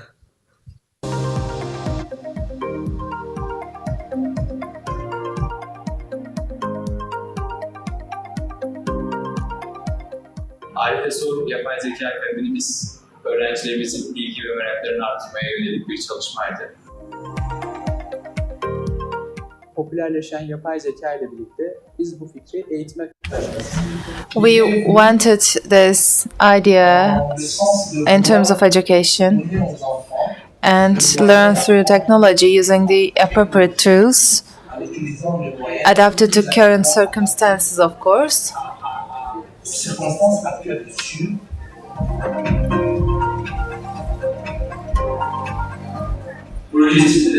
To name the project, we used Arif from the word Marif, where Arif means wise.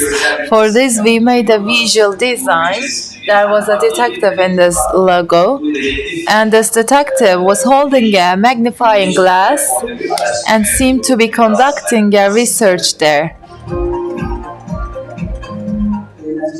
We built a phone cabinet to make it fun and interesting. We put a secure internet computer for artificial intelligence to our computer, popular AI in Turkey and in the world. And we can say that we kept it ready for the use of our students.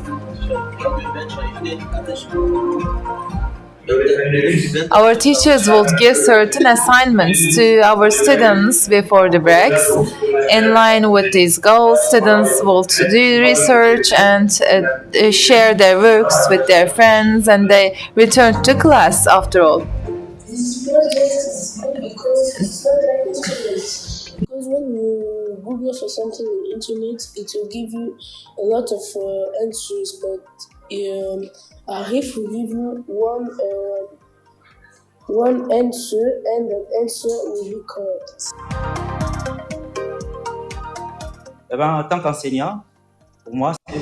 As a teacher, I think this project is really commendable. It always maximizes our teaching strategies and methodologies.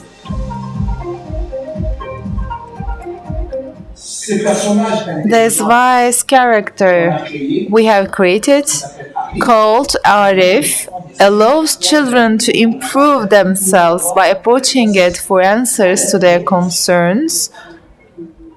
Students came across with a button and it started to become more enjoyable. We can say that interactive learning, group work were very useful. This will enable them to work and interact with the tool and receive answers to their questions about the education system. The Ask Arif project has brought some opportunities to reach the right information. With this tool, children learn to work by themselves. Arif helps children to refine their knowledge. It's a major asset for the children, an excellent educational project. My teacher Arif never gets tired. You can use the cabinet at any time. It's like a human being we have replaced in a cabinet who answers our questions. The education of the future, I will say.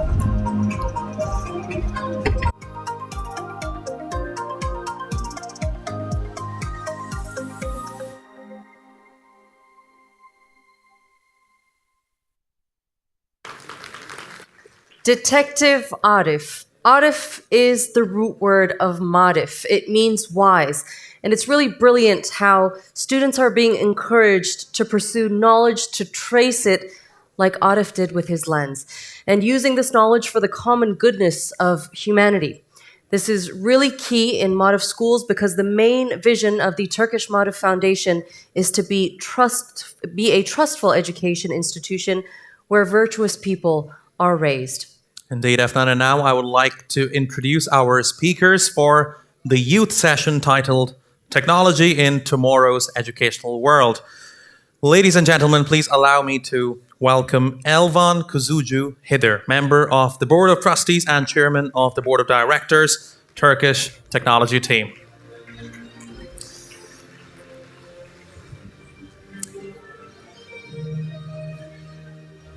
Ms. Hidir is currently at a doctoral thesis stage and is preparing her thesis on 5G and beyond secure communication systems design. She has taken part in various research projects and has publications in international academic journals and conferences. Welcome.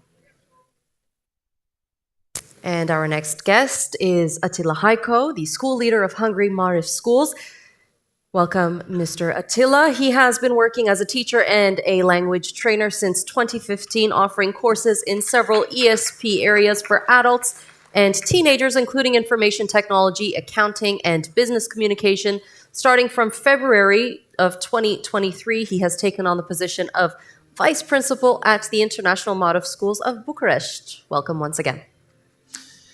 And now, please welcome Didem Kaya Bayram, Senior Digital Strategist and Content Marketing Specialist. She majored in American Studies at Yale University and focused on critical race theory and the history of white supremacy. These days, Ms. Bayram is working on a book translation and continuing her scholarly inquiry on the global history of racism, colonialism, and secularization. Welcome. And to moderate this very exciting session, I'd like to welcome Dr. Mehmet Akın Bulut from the School of Education at Ibn Khaldun University. Dr. Bulut is currently the department head in educational sciences at Ibn Khaldun University, where he taught information and media technologies, adult education and lifelong learning, and educational technologies courses. Having an interest in project management, he has been in several European Union, John Templeton, and TÜBİTAK projects with coordinator, researcher, and trainer roles. Thank you so much for being with us today, and we wish you all a pleasant discussion. Good luck. Thank you so much. Welcome, dear guests, and Didem, Attila, and Elvan. Welcome, good to see you here. You heard about their successes, but I would like to mention them in one sentence. Didem has accomplished American studies in Yale University, which is linked to today's session's topic. She's going to talk about the education, technology, and digitization in the context of social sciences. And Attila, a school vice principal in Marif Foundation in Budapest, he is going to share his information and experiences in the context of school and technology. And finally, Elvan, coming from an engineering background, and we know her from T3 Foundation, Teviç Vakfı. She's gonna put us in the context of engineering and technology in today's session. So, welcome again, my dear friends. Today's session will concentrate on two important topics, dear guests. The first one is technology, education, and digitization in general, and how it impacts the motivations and challenges. So our dear guests will share their experiences in terms of the challenges and motivations emerging or brought by the digital life. And the second topic will be about the interaction, the collaboration, and learning experiences. Again, each of the speakers will touch upon these topics in their own expertise and specific fields. So, I would like to begin with my own introduction of the topic. Since the morning, such topics have been talked about. As a summary, the advantages look like the efficiency brought by the technology in education, the accessibility, by which we mean more people could be achieved, could be reached, or more people could reach the technology and education. The technology brings us the searchability, because not manual systems, but the digital versions are working. So it's easier to search. And we can this way preserve data. And the preserved data means we can analyze it. So technology brings us such big advantages. In the morning, the president of the foundation talked about the United Nations, and the Marif is in huge confirmation with their goal, which is sustainability. So all these digital transformations could lead to sustainability, environmental sustainability in specific sense. Collaboration, interaction, all are some clear advantages. However, there are some disadvantages, or let's say some topics that we need to concentrate on solving. We need more research, more studies, more efforts to turn the benefits for the humanity and learning environments, such as technological barriers. 30 minutes ago, many of our guests have directed questions to our dear guests, and basically they asked about, talking about technology is good, but what about African background? What about some other countries? So not everybody has a technology. So the governments, the societies should invest in huge infrastructure for technology and teaching and learning, right? And one interesting finding in scholarly works is about the limited social interaction. Technology might also bring limited social interaction because we are too much into the technology, and this might create a new generation. Distractions and newly emerging topics like digital addictions. Many of us are dealing with at home our kids' addiction to technology, and we are trying to seek out some ways. EQ and access problems, cybersecurity, and beyond all of these, we need teacher training, we need leaders training, we need parents training to integrate technology better, more efficiently into the system, right? So as it seems, it has a lot of pros and cons at the same time, which is valid for almost all topics in the earth, right? So today, I'll direct my first question to Didem, if it's okay. The question is how all these digitization processes impact the motivations, and what are some emerging challenges? So can you share with us your experiences, Didem? Thanks. Thank you. I have more experience with the technology and the digital side than the education side, but I will try to incorporate my experience into what it means for us, not just as students in the classroom, but as lifelong learners, all of us. And I want to start with a story from a book. It's the story of an American woman, a white mother of a toddler, a 2.5-year-old. So this mother who lives in New York, she would take a daily walk with her little toddler son in the stroller. And every day they would take this walk and they would come across beggars on the street.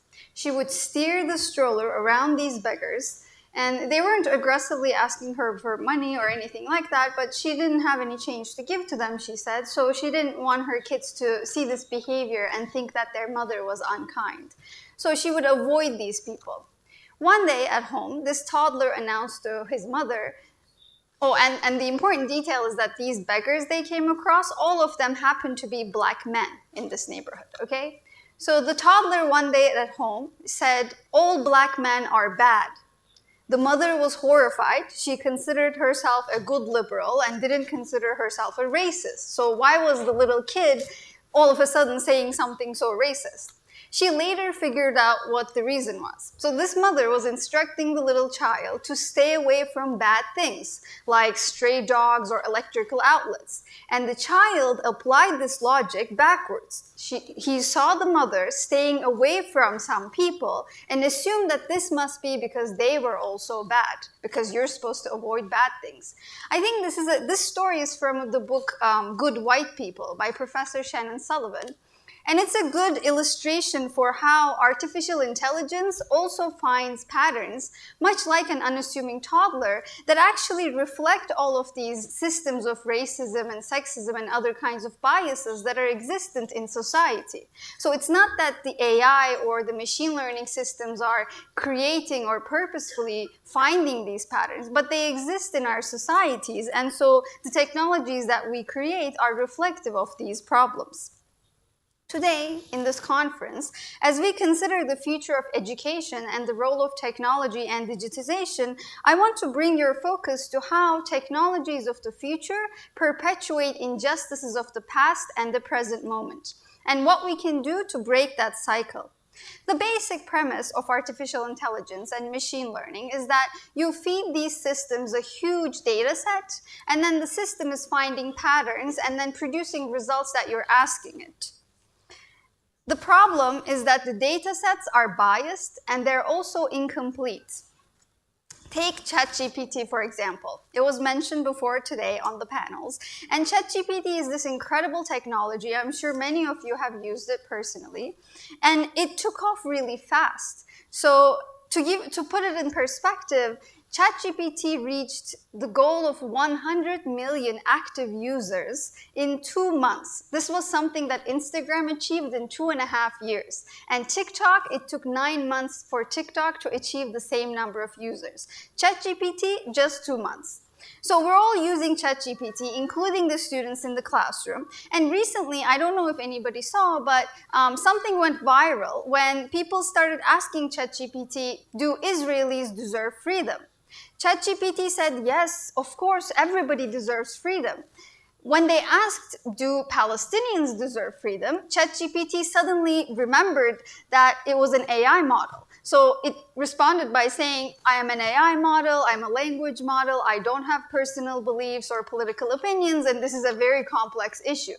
So you can see how if all people deserve freedom, but when it comes to Palestinians, they don't, so are they not people? So the dehumanization that is online is definitely reflective of this language model that was trained by using the data that was available on the internet. And anyone who has been on the internet for more than 2 minutes knows that the internet is not the best reflection of humanity. So there's just really vile content out there in the comment sections or online forums. These are some of the places where a lot of fascist and radical ideas are grooming. So this is a problem. We have to look at the data sets that we're using to train these models and curate these data sets accordingly.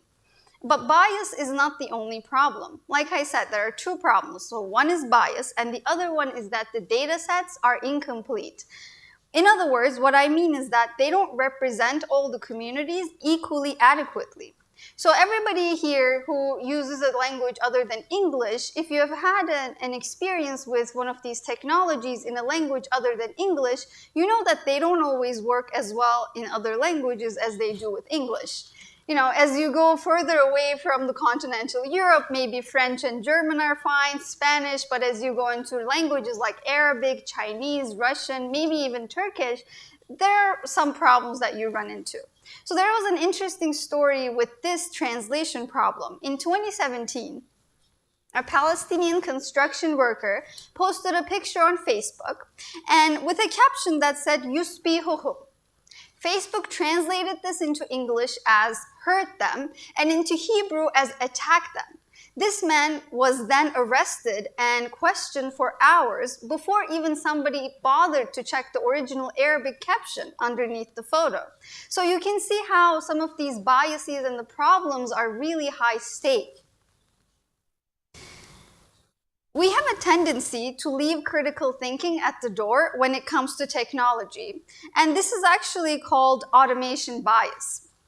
There's a growing number of scholars and educators who are thinking and talking about these issues with regards to ethical AI and decolonization of technology, and they have come up with this term automation bias. Because of automation bias, we tend to imagine technological systems being more just or objective than humans.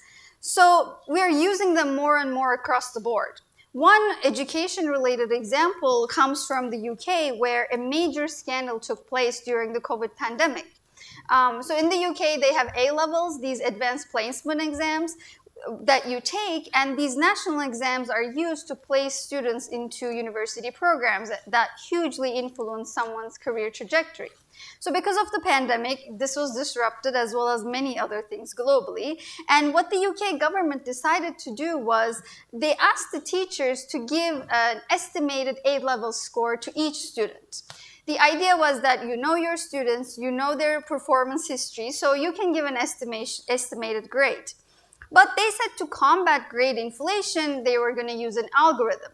The catch is that the algorithms weren't just going to use the history of the student, but also the history of the school that they come from. So when the students received their grades, many people were upset. Around 40% of the students had their grades downgraded by the algorithm, and only 2% had an algorithmic increase to their teacher's prediction. Who do you think were the people that got downgraded by the algorithm? They were high performers from less advantaged, i.e. poorer schools, that traditionally had a lower mark on average. So students and their parents took to the streets to protest, and the government initially didn't budge. One English official even said that this happened because teachers were too lenient when they graded poor students. So again, the idea is that technology is somehow more objective than a student's teacher. But when the public outcry didn't quiet down, grades were reverted back to their original, the ones that were given by the teachers. The algorithm in this case was giving out results that benefited those who attended private schools in the UK. Not the smartest students, which we can discuss if tests actually give you the smartest students anyway. But in this case, the algorithm specifically advantaged people who went to private school in the UK. And who goes to private school in the UK? Well, you can guess that it's not predominantly working class people from ethnically diverse backgrounds. So now imagine that these systems are used in university admissions or for deciding which people or projects gets funding. The only way technology currently makes these predictions is with the data that it's fed, which is, put differently, just our collective past. And our collective past is filled globally with inequality and discrimination against all kinds of people. These supposedly accidental biases in technology neatly map onto historical power dynamics between men and women, between white people and racialized people, and between colonizers and colonized. So I think we have to be really critical when we engage these new technologies. Thank you.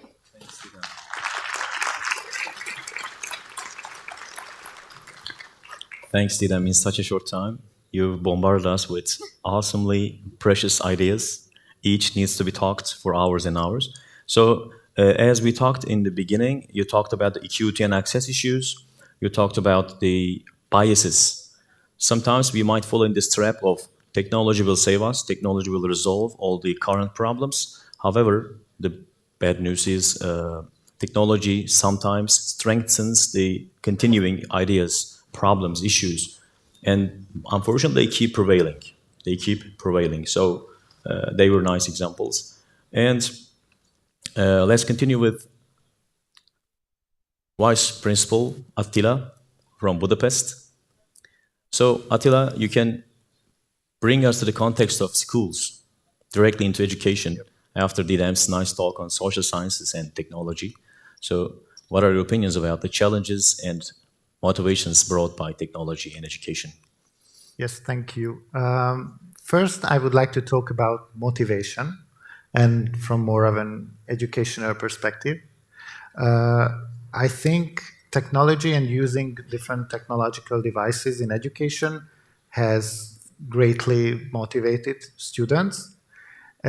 However, it is important to note that teachers have to find a healthy balance in technical devices during class. Yep. Okay. Okay, no. So students tend to perceive the use of their phones and tablets as a form of entertainment, and they may browse during the lesson and use their phones and tablets, or using platforms like TikTok or other social media websites, instead of participating in class. Accordingly, I think it's the teacher's responsibility to plan lessons where technology has a defined role. So I think teachers have more important role than ever before. I think when a teacher uses technology throughout his or her lesson, it should be more goal-oriented than before. And okay, now we can see. I brought some examples of these tools that you can see now. Of course, these are just few examples that you can see, but we can use for a lot of different purposes, a lot of different ways to interact with our students and to use these tools and devices to measure their knowledge. In my experience, I have found that students are much more actively engaged in tasks and during the class where they can use their mobile phones. These tasks don't necessarily require extensive preparation from the teacher's side. QR codes, for example, is a great way to create them just with a few clicks. And after that, what we did, for example, once we put these QR codes into different parts of the school, and students had to go through the school, scan these QR codes, and they had to solve tasks on one of these websites that you can see right now. And they were enjoying the lessons. They were physically active, because when we use technology during the lesson, we might end up in just sitting in one place. And when we make students move physically, that's also a great way of learning. And what about the challenges that technology might raise? I think a lot of speakers before me talked about AI and ChatGPT and how it transforms education. I believe this is the most pressing ethical issue in 2023 concerning technology and education. I think AI and ChatGPT, for example, will fundamentally change our mindset about education. This new tool, in my opinion, raises questions about the long-term viability, for example, of language teaching and language learning and lexical knowledge, and the acquisition of text composition skills, for example. As we heard before, nowadays students just tend to write a question in ChatGPT and submit their essays. So I think from teachers and from the part of teachers and institutions, we have to clearly define the role of AI, its usage, and the rules and regulations of AI, how we can use it effectively, because from the teacher's side as well, it's also very useful. Within a few clicks, a teacher can create a test or sets of different activities, but it has to have clear goals during the lesson. It has to have a strict regulation, because these tools raises a lot of questions of intellectual property and as I mentioned, different skills as well.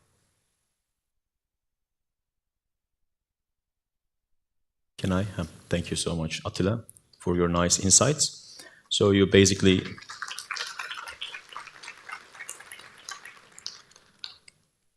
you touched upon important topics like collaboration, and the importance of teachers' role still prevails, continues. Maybe it's going to be more important. And again, from your own words, I get that rubrics, guidelines, and similar regulations should be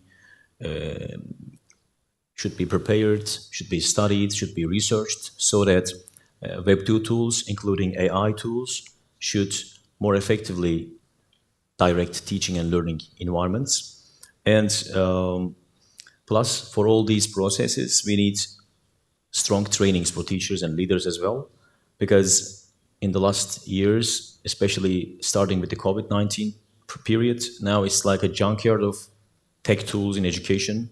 Everywhere is tech tools, so somehow this should be integrated into a correct, nice instructional design process. Thank you so much, Attila. And now we're going to continue with, after social sciences and school contexts, now we're going to continue with the engineering context with Elvan. how digitization impacts the motivations and challenges. Stage is yours, Elvan. Okay, thank you.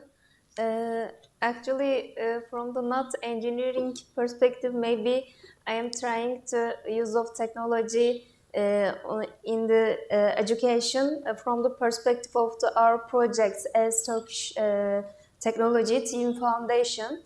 Actually, as it affects all the sectors, the rapid development of technology also transform the education.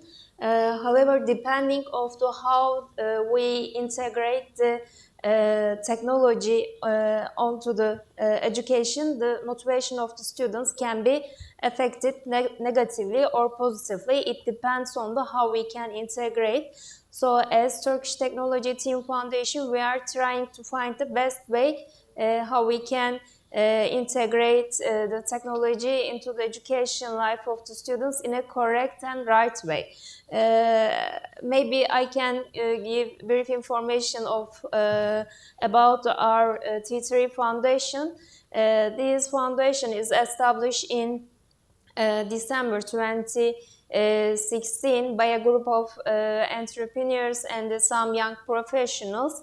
So as Turkish Technology Team Foundation, we believe that in order to raise the voice of Turkey for a better world, it's inevitable to realize the National Technology Initiative. So as Turkish Technology Team Foundation, we aim to help Turkey to realize the National Technology Initiative from the economic or the science and the education parts.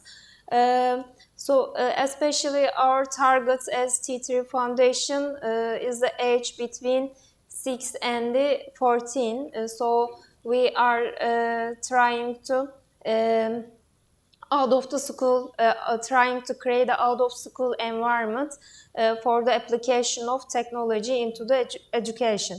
When we read some famous scientists' biographies in the world, we can see that those scientists get enthusiasm and curiosity about scientific activities from their childhood. So as T3 Foundation, our one of the most significant goal is to arouse the interest of children in science, technology, mathematics, and engineering.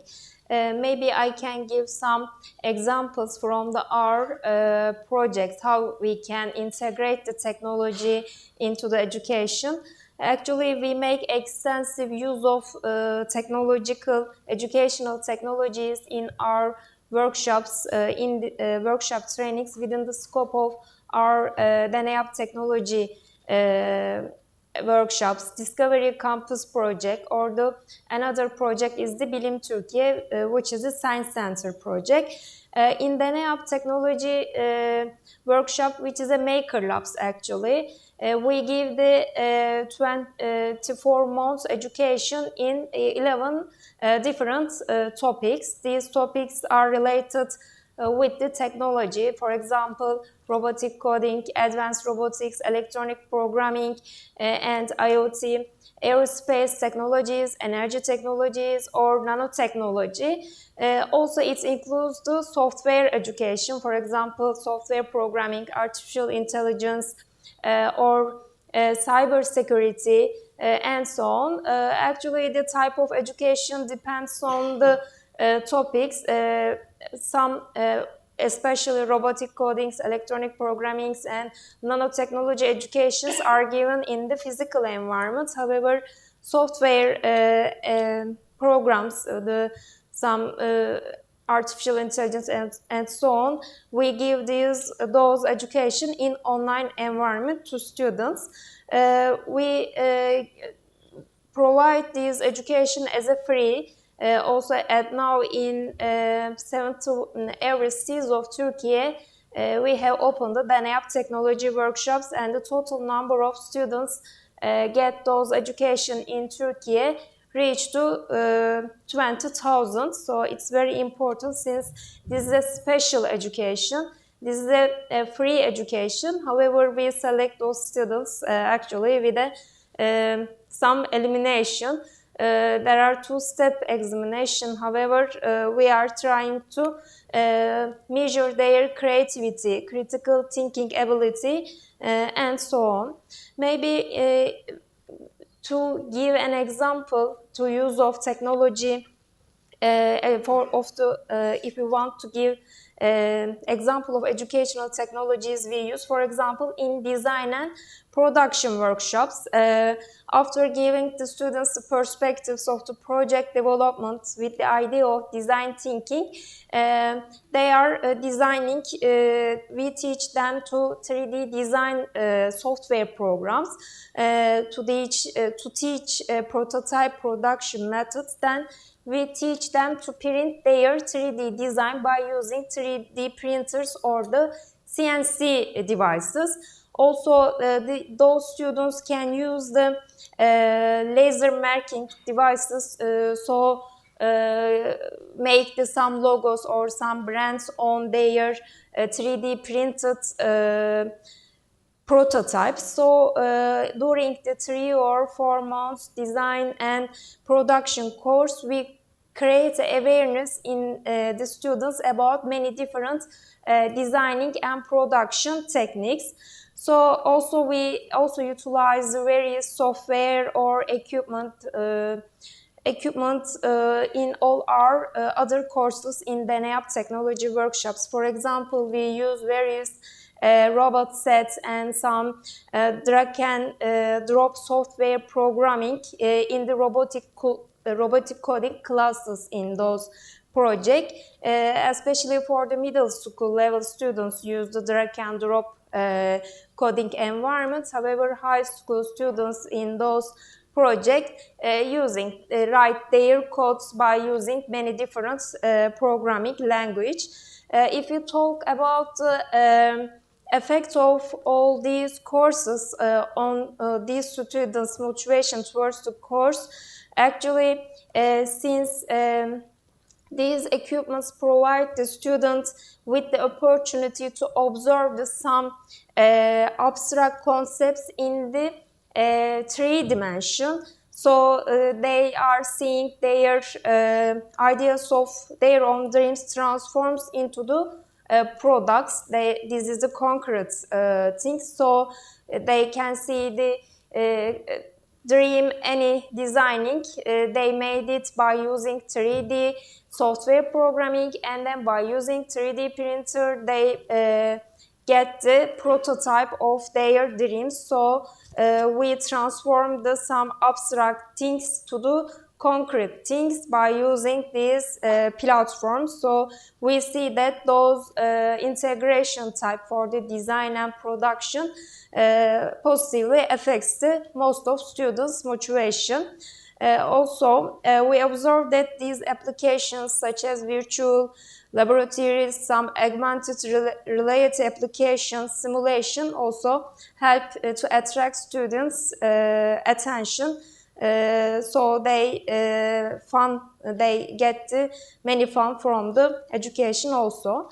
So as the also we can mention about when we give for example, students a question answer test on a written paper. Some students don't want to participate this part, they feel uncomfortable. However, when we apply the same question on a competition platform, for example, Kahoot, they want to participate in this evaluation process with one. So we see that these interactive things and these integration of technology onto the different parts are affected the students' motivation also. Maybe I can, however, in the integration of the technology, we need to equal opportunities, since some households don't have any computer or any other technical equipments. Especially we see the results of this thing during the pandemic. Maybe in a household there are 3 children, however only one tablets or computers. So as Turkish Technology Team Foundation, we emphasize the equal opportunity. We're trying to provide opportunity to every student. From the Edirne to Hakkari, we have many Deneyap technology workshops, and these workshops are have the same concept. The education contents are same. Also, we also emphasize this opportunity, equal opportunity. And another, maybe the time is up. However, I can continue. Can I In the continue? second phase, maybe we can continue. Okay. Thank you so much. We would like to thank Elvan and her team sincerely because remember, some years ago, technology and training in the general public was maybe like a dream for many of us. But in the last years, thanks to Baykar and Technofest festivals, now even children from 7 to 70 can access to technology, training, experiences. So at least more important than the physical, tangible aspect, it improved, it enhanced our belief, right? Our philosophy. Yes, we can do it. So we really would like to thank you for all these efforts. And what Elvan has mentioned is a very good example of informal or non-formal education as well. Because again, some years ago, when we talked about schools without walls, or can we learn out of school? Is it possible? Now it's a reality, and you don't even get aware of it. It automatically gets into your life. Your children, you can learn in such environments. So this means we are not hopeless, but we should keep in mind that we need to be in this still systemic thinking, systemic approach method. So our hopes and the systemic approach can take us to better roads, hopefully. And another thing I can talk about Elvan's nice speech. In the beginning, like 30 minutes ago, we talked about the disadvantages of technology, such as robotics, drones, and cybersecurity issues that are not accessible to public. But now, again, with their efforts, we are talking about drones training, cybersecurity trainings, etc. So we are in the good way. We are on the road. Again, with systemic approach, things are going to be better. Thanks for the first round. Now, the last one and the second round is going to be about the technology, education, and digitization, and their impacts on the interaction, collaboration, and learning experience. Again, in social science aspect by Didem, school context by Attila, and again, all the contexts mentioned by Elvan. So would you like to start, Didem, about the second question? Sure. I may be one of the more technology pessimists in the group today, but I won't leave on a pessimistic note. But just allow me, bear with me as I give some more examples of why we need to really have our critical eye on these issues. And then I will end on a hopeful note, I promise. So when we think of education and technology, on the one hand, you can think about a private school where every student has an iPad and you have a smart board and you have all of these technologies in the classroom and you're zooming world experts into the classroom. So it's great. It's bringing a lot more out of the classroom experience. But on the other hand, you can also think about pre-recorded lectures that students are watching at home or in crowded classrooms without even a teacher. And that's in fact reality for some people. So in the US, there's a teacher shortage issue in some areas, and people have already experienced this kind of education that we have all experienced to a certain extent during the pandemic.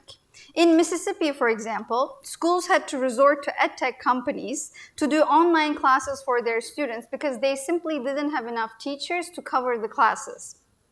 And this led to a lack of quality and interaction, which led an already struggling student body even deeper into a hole. And like I said, similar complaints about pre-recorded lectures have been voiced in Turkey as well as other contexts during the pandemic. Running a school with a video program as opposed to qualified teachers is definitely a cheaper operation.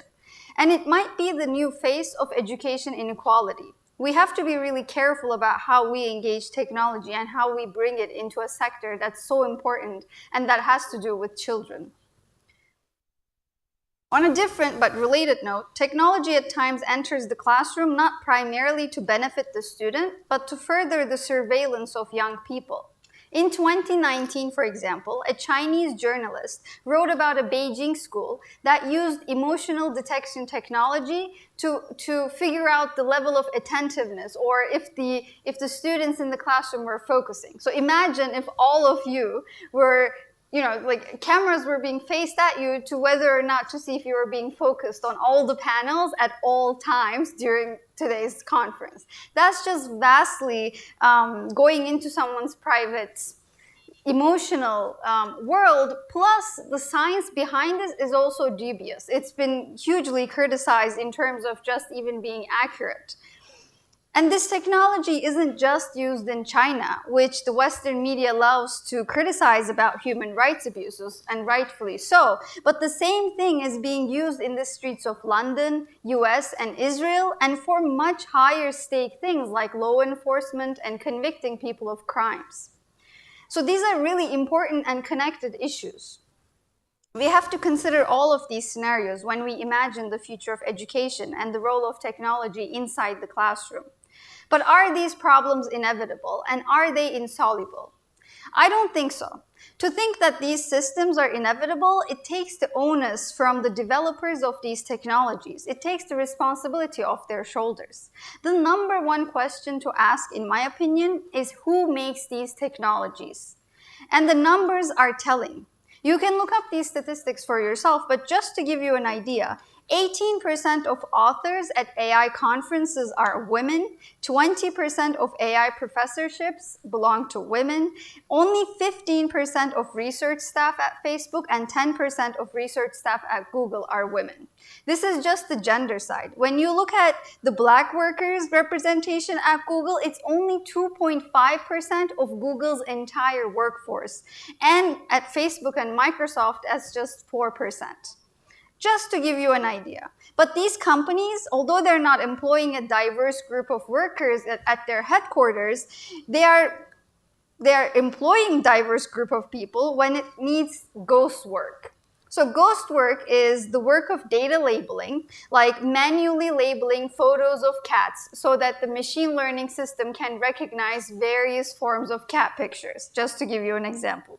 Or content moderation, which is this really demanding and very psychologically harmful line of work where people are going through really graphic, violent, and sexually explicit kinds of videos of torture and all kinds of things you can imagine, and they're filtering these things out so that our feeds can remain clean.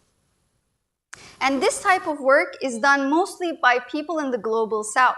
Many former US and UK colonies, like the Philippines, Kenya, and India, have become ghost working hubs for America and the UK. These countries have cheap English-speaking labor forces, which make a natural fit for this kind of data work. And these workforces exist because of the colonial history of these countries. So again, everything is connected.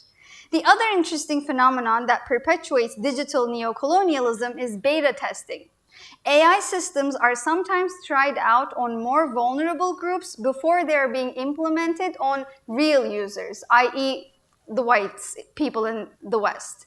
Cambridge Analytica, for example, beta tested its algorithm on the 2015 Nigerian and 2017 Kenyan elections before using it in the US during the Trump and the UK Brexit elections. Later, it was found that these experiments actually disrupted the Kenyan elections. This kind of testing echoes the British Empire and their historical treatment of medicines and technologies, trying these medicines and technologies on their colonies before bringing them to the mainland. So many of these systems are built off of labor of racialized folks by overly white male technocrats. But these problems are not inevitable and they're not insoluble. The first step is to diversify the table from the first in ideation stage to the final execution. Everyone from the makers of these technologies, producers, designers, engineers, educators should reflect the societies that they serve. The data sets which these models are trained on have to reflect the societies that they're serving. But diversification is not enough. We have to truly decolonize.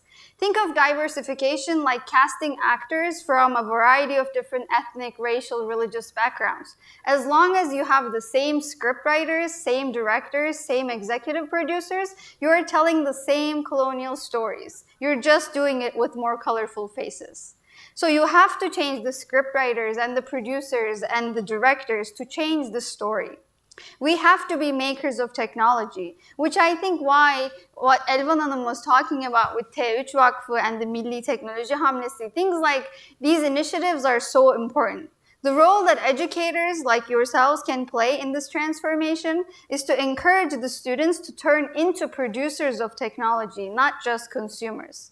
But also we all have to become digitally literate, to not have automation bias, and to apply our collective critical thinking to emerging technologies.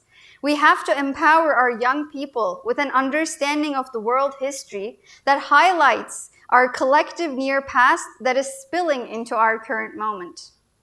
If we do not decolonize our minds, we are doomed to repeat the same cycles and cannot possibly break away from tired narratives that are imposed upon us. In the end, inclusive pedagogical approaches, decolonizing curriculum, and being critical of new technology is essential for a better future for all in and outside of the classroom. Thank you.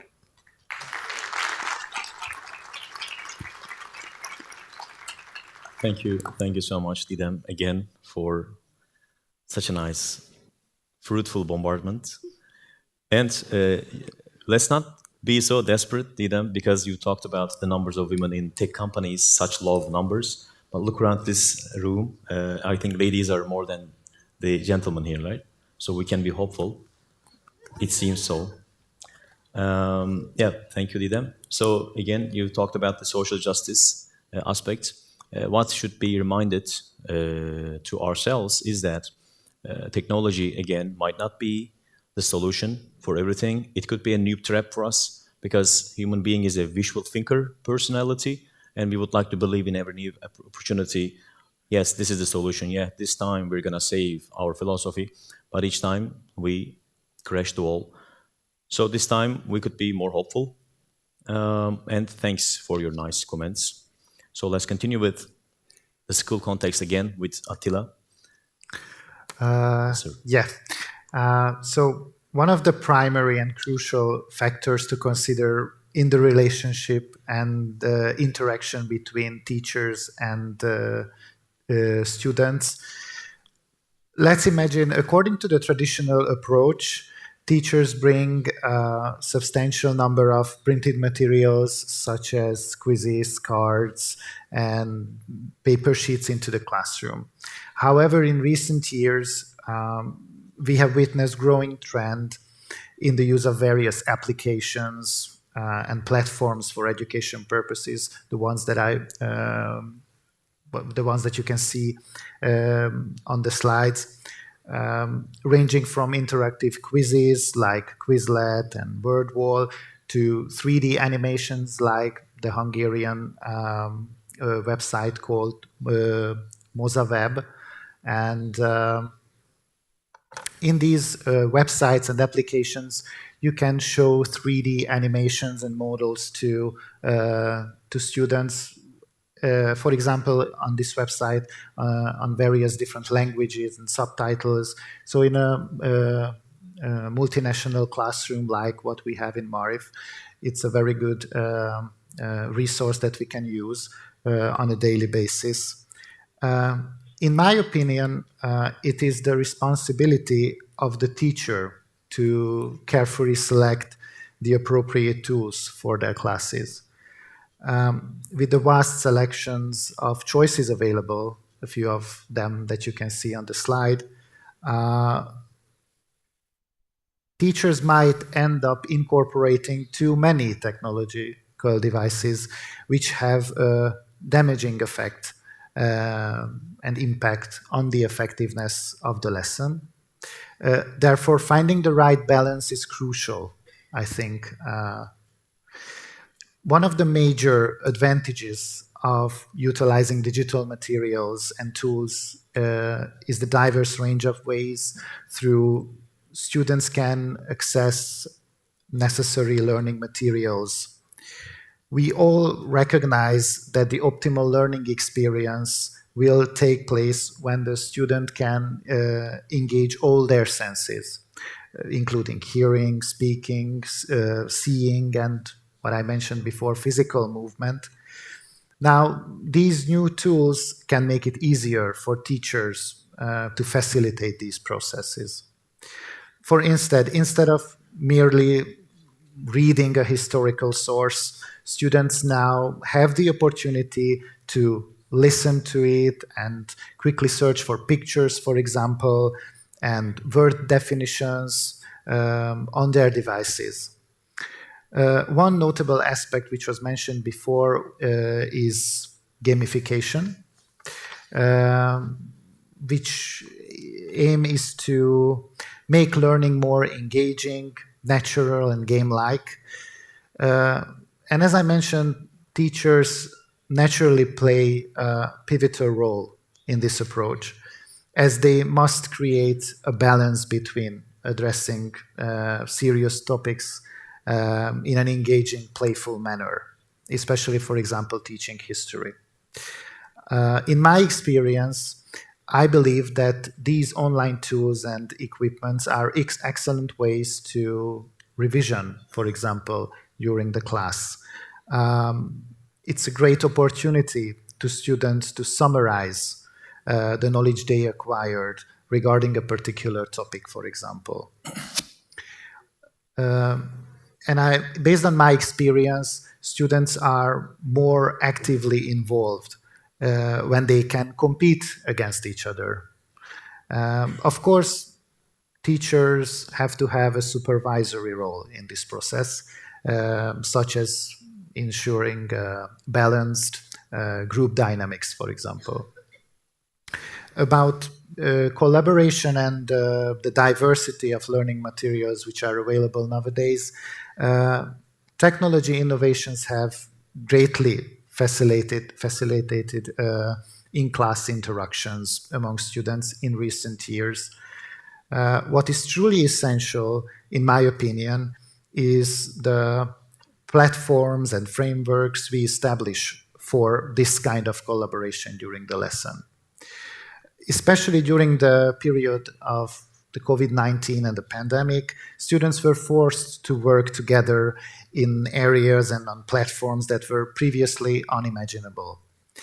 I believe that it's worth maintaining these collaboration platforms even after the pandemic. And I see the greatest benefit in students' collaboration, particularly in research and project tasks. One such collaboration platform can be used for research, resource research, for example. In the 21st century, one of the crucial tasks for teachers to help students find the right source of information. In any topics shared online, there is an overwhelming amount of information out there. I believe that one of the most important tasks for teachers is to provide a guidance to students in distinguishing between verified and unverified sources, pretty much what you mentioned before. It is essential to raise doubt in students regarding the accuracy of information that they can acquire and encourage them to verify the accuracy of information and be open to contrast different information. Technological innovations have significantly eased this collaborative process among students. This can be seen, for example, in jointly created essays, presentations, or project assignments. Students can work on the same document simultaneously, adding their ideas, and I think this is an excellent way for brainstorming, for example. I consider it is important that the teacher properly designs the role of collaborators in a group, for example. The tools, what I mentioned, can be applied in the so-called complex instruction program, or as we call in Hungary, KIP, which originates from the US, but it is included, for example, in the Hungarian education system for teachers to successfully implement group work. And the teacher during these lessons serves as an observer. But I often like to design, for example, who is responsible for what during a task, thus providing everyone with a task that aligns with their abilities. And of course, there are several online tools which can be implemented in these types of collaborative processes. Thank you so much, Attila. Following Didem's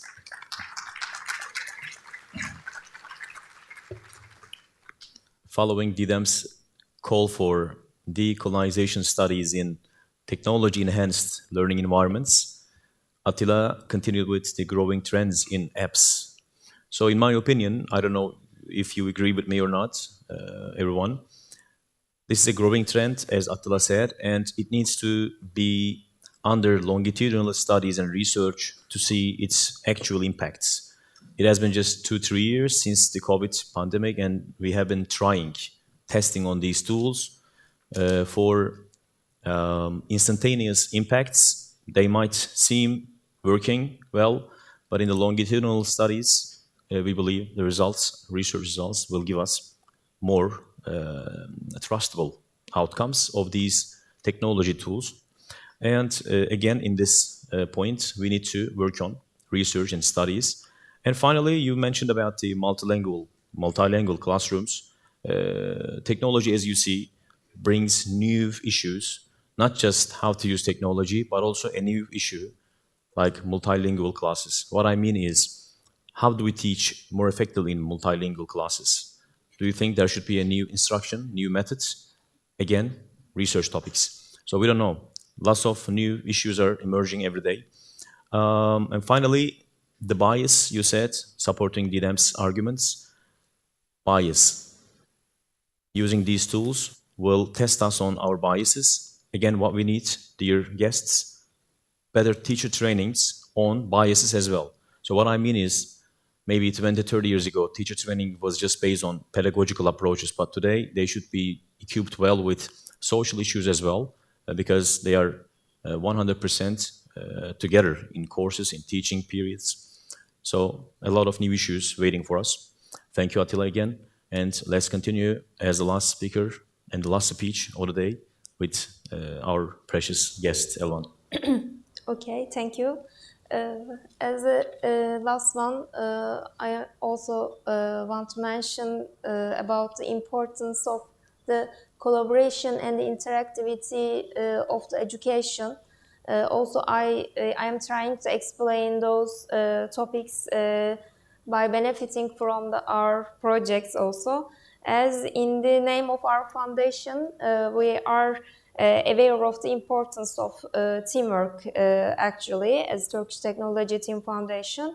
So in order to create a successful project, experts from different multidisciplinary parts need to be able to come together and form a team and provide a project. So we know that the teamwork has also positive impacts on the learning process in the classroom. So we conduct our lessons through teamwork in the large part of our content. Also, we know that these teamwork not only facilitates the learning process of our students, but also increases their teamwork skills of the students and enables them to become successful team players in their professional lives and in their educational lives.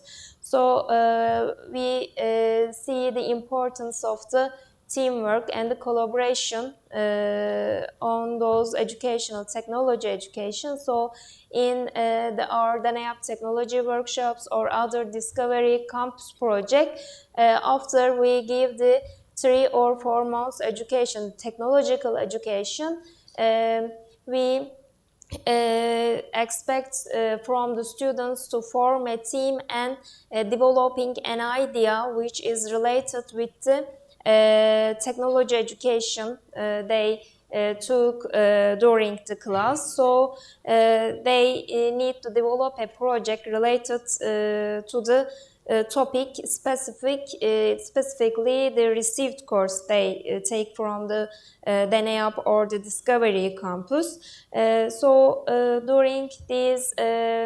During the developing of this project and the prototype, the students and their mentors come together face to face, or sometimes they use the technological devices to continue to conduct their project and the ideas.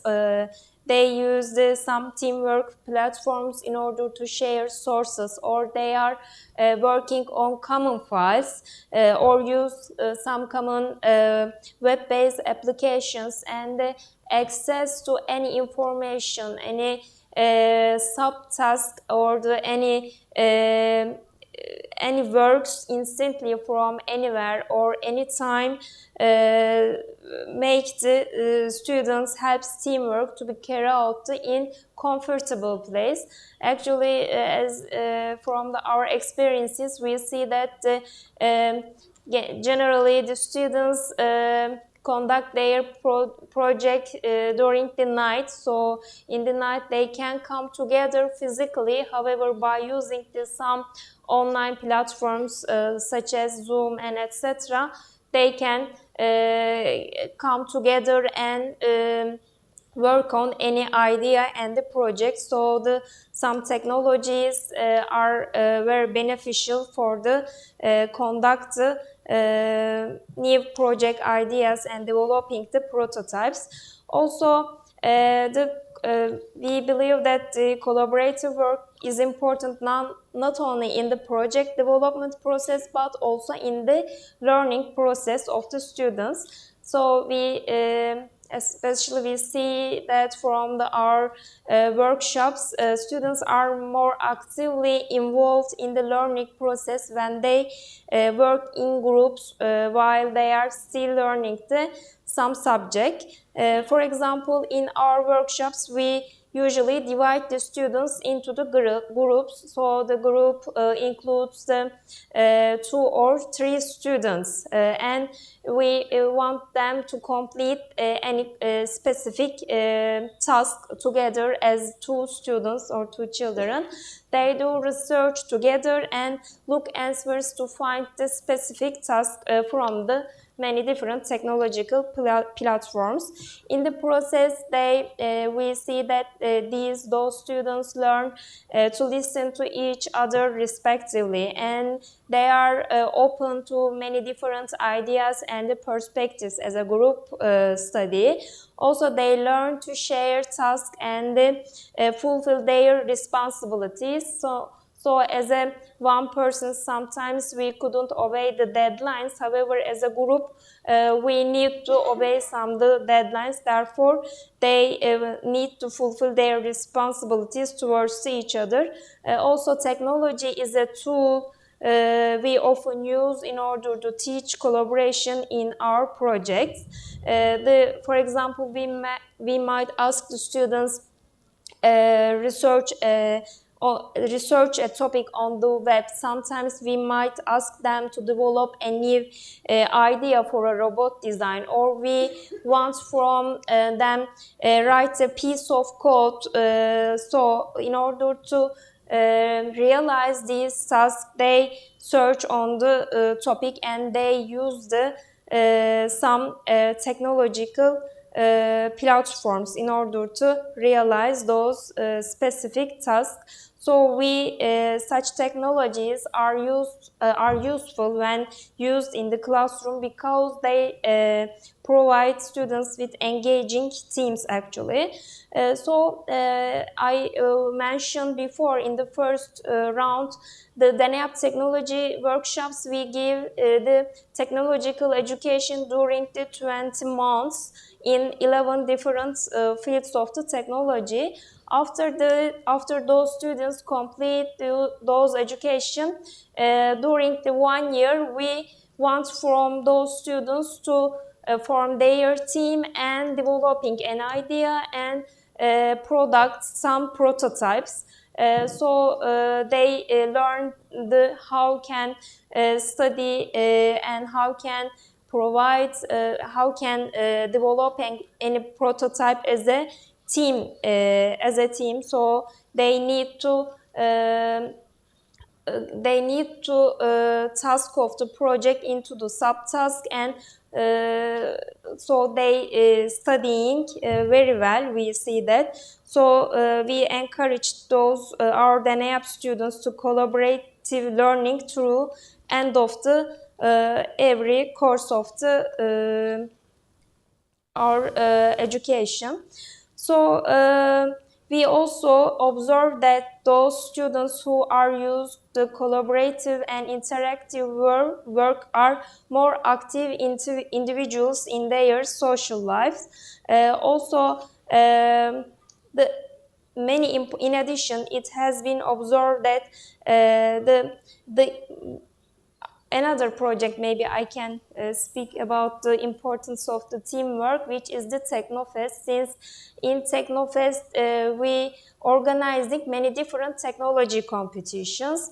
In 2023, more than 1 million students from Turkey and from the world apply our Technofest technology competitions. There are 44 different fields in there, from the rocket competitions to UAV, or from biotechnologies to agricultural technologies, and so on. The range are very wide in the Technofest. Also, in the Technofest, more than 300,000 teams form, and they develop any idea or project and apply to those Technofest technology competition.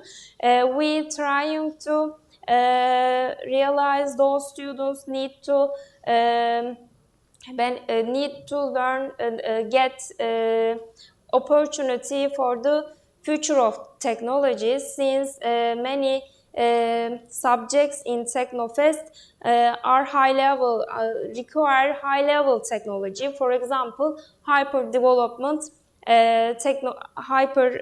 development competitions. In that competitions, in order to create these complex devices, you need to the teams need to include many multidisciplinary students. For example, if we look at the number of members in a team in order to develop the Hyperloop devices, it includes approximately 20 or 25 students. Actually, it's very difficult to come together those students. However, there is a one purpose. They need to and they have a deadline to complete these devices. So, for example, electronic engineer deals with the electronic programming of this device.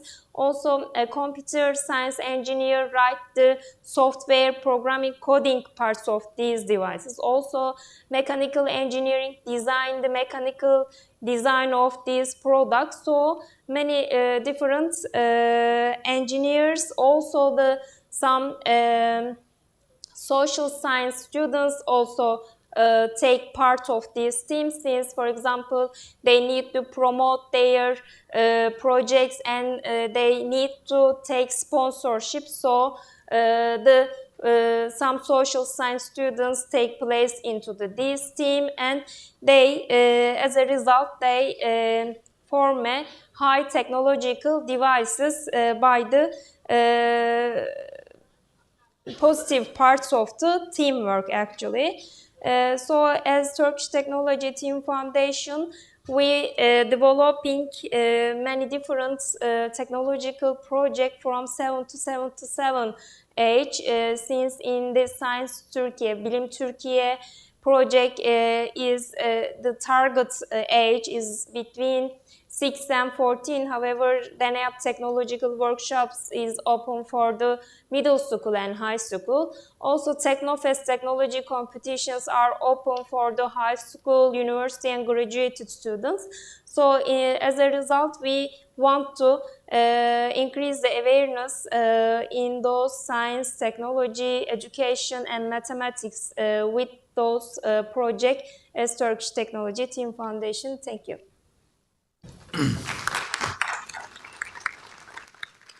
Thank you so much, Elvan, for your contributions of a second round.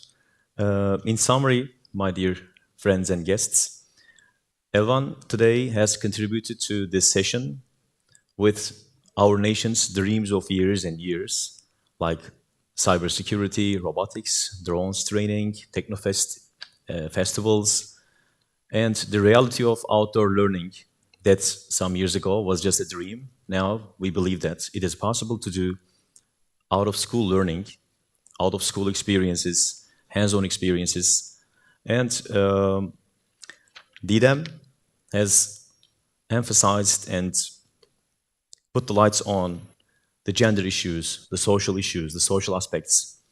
And she put a light again on decolonization period. And we should not fall in the trap of technology, believing that it will resolve all the problems. Sometimes, on the contrary, it might even increase the threat. So, as you have heard from her precious words, the technology, the verification, the data sets, the AI, all being fed with the Western ideologies, unfortunately.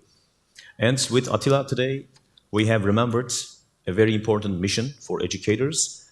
The growing trends in apps, technology in classrooms looks good for now, but we should conduct more research and studies and experiments on seeing their longitudinal impacts.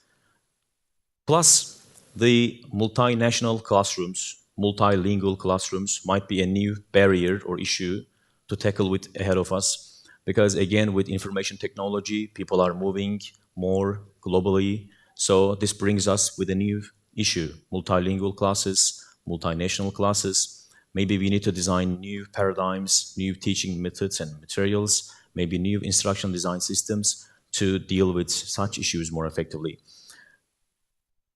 Thanks everybody for today's nice session and for you for listening to us. Thank you so much everybody for the opportunity.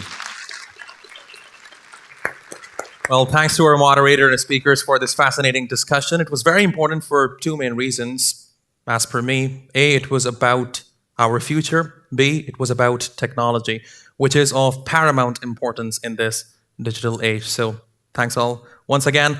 Well, I'll keep you all here for a little while. Let me invite to the stage a member of the Board of Trustees of the Turkish Marif Foundation, Mr. Mahmut Mustafa Ozdil, to present gifts to our speakers. Buyurun.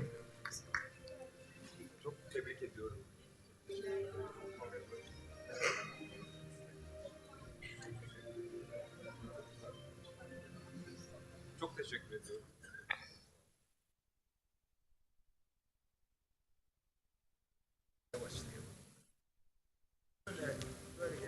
Böyle gelin.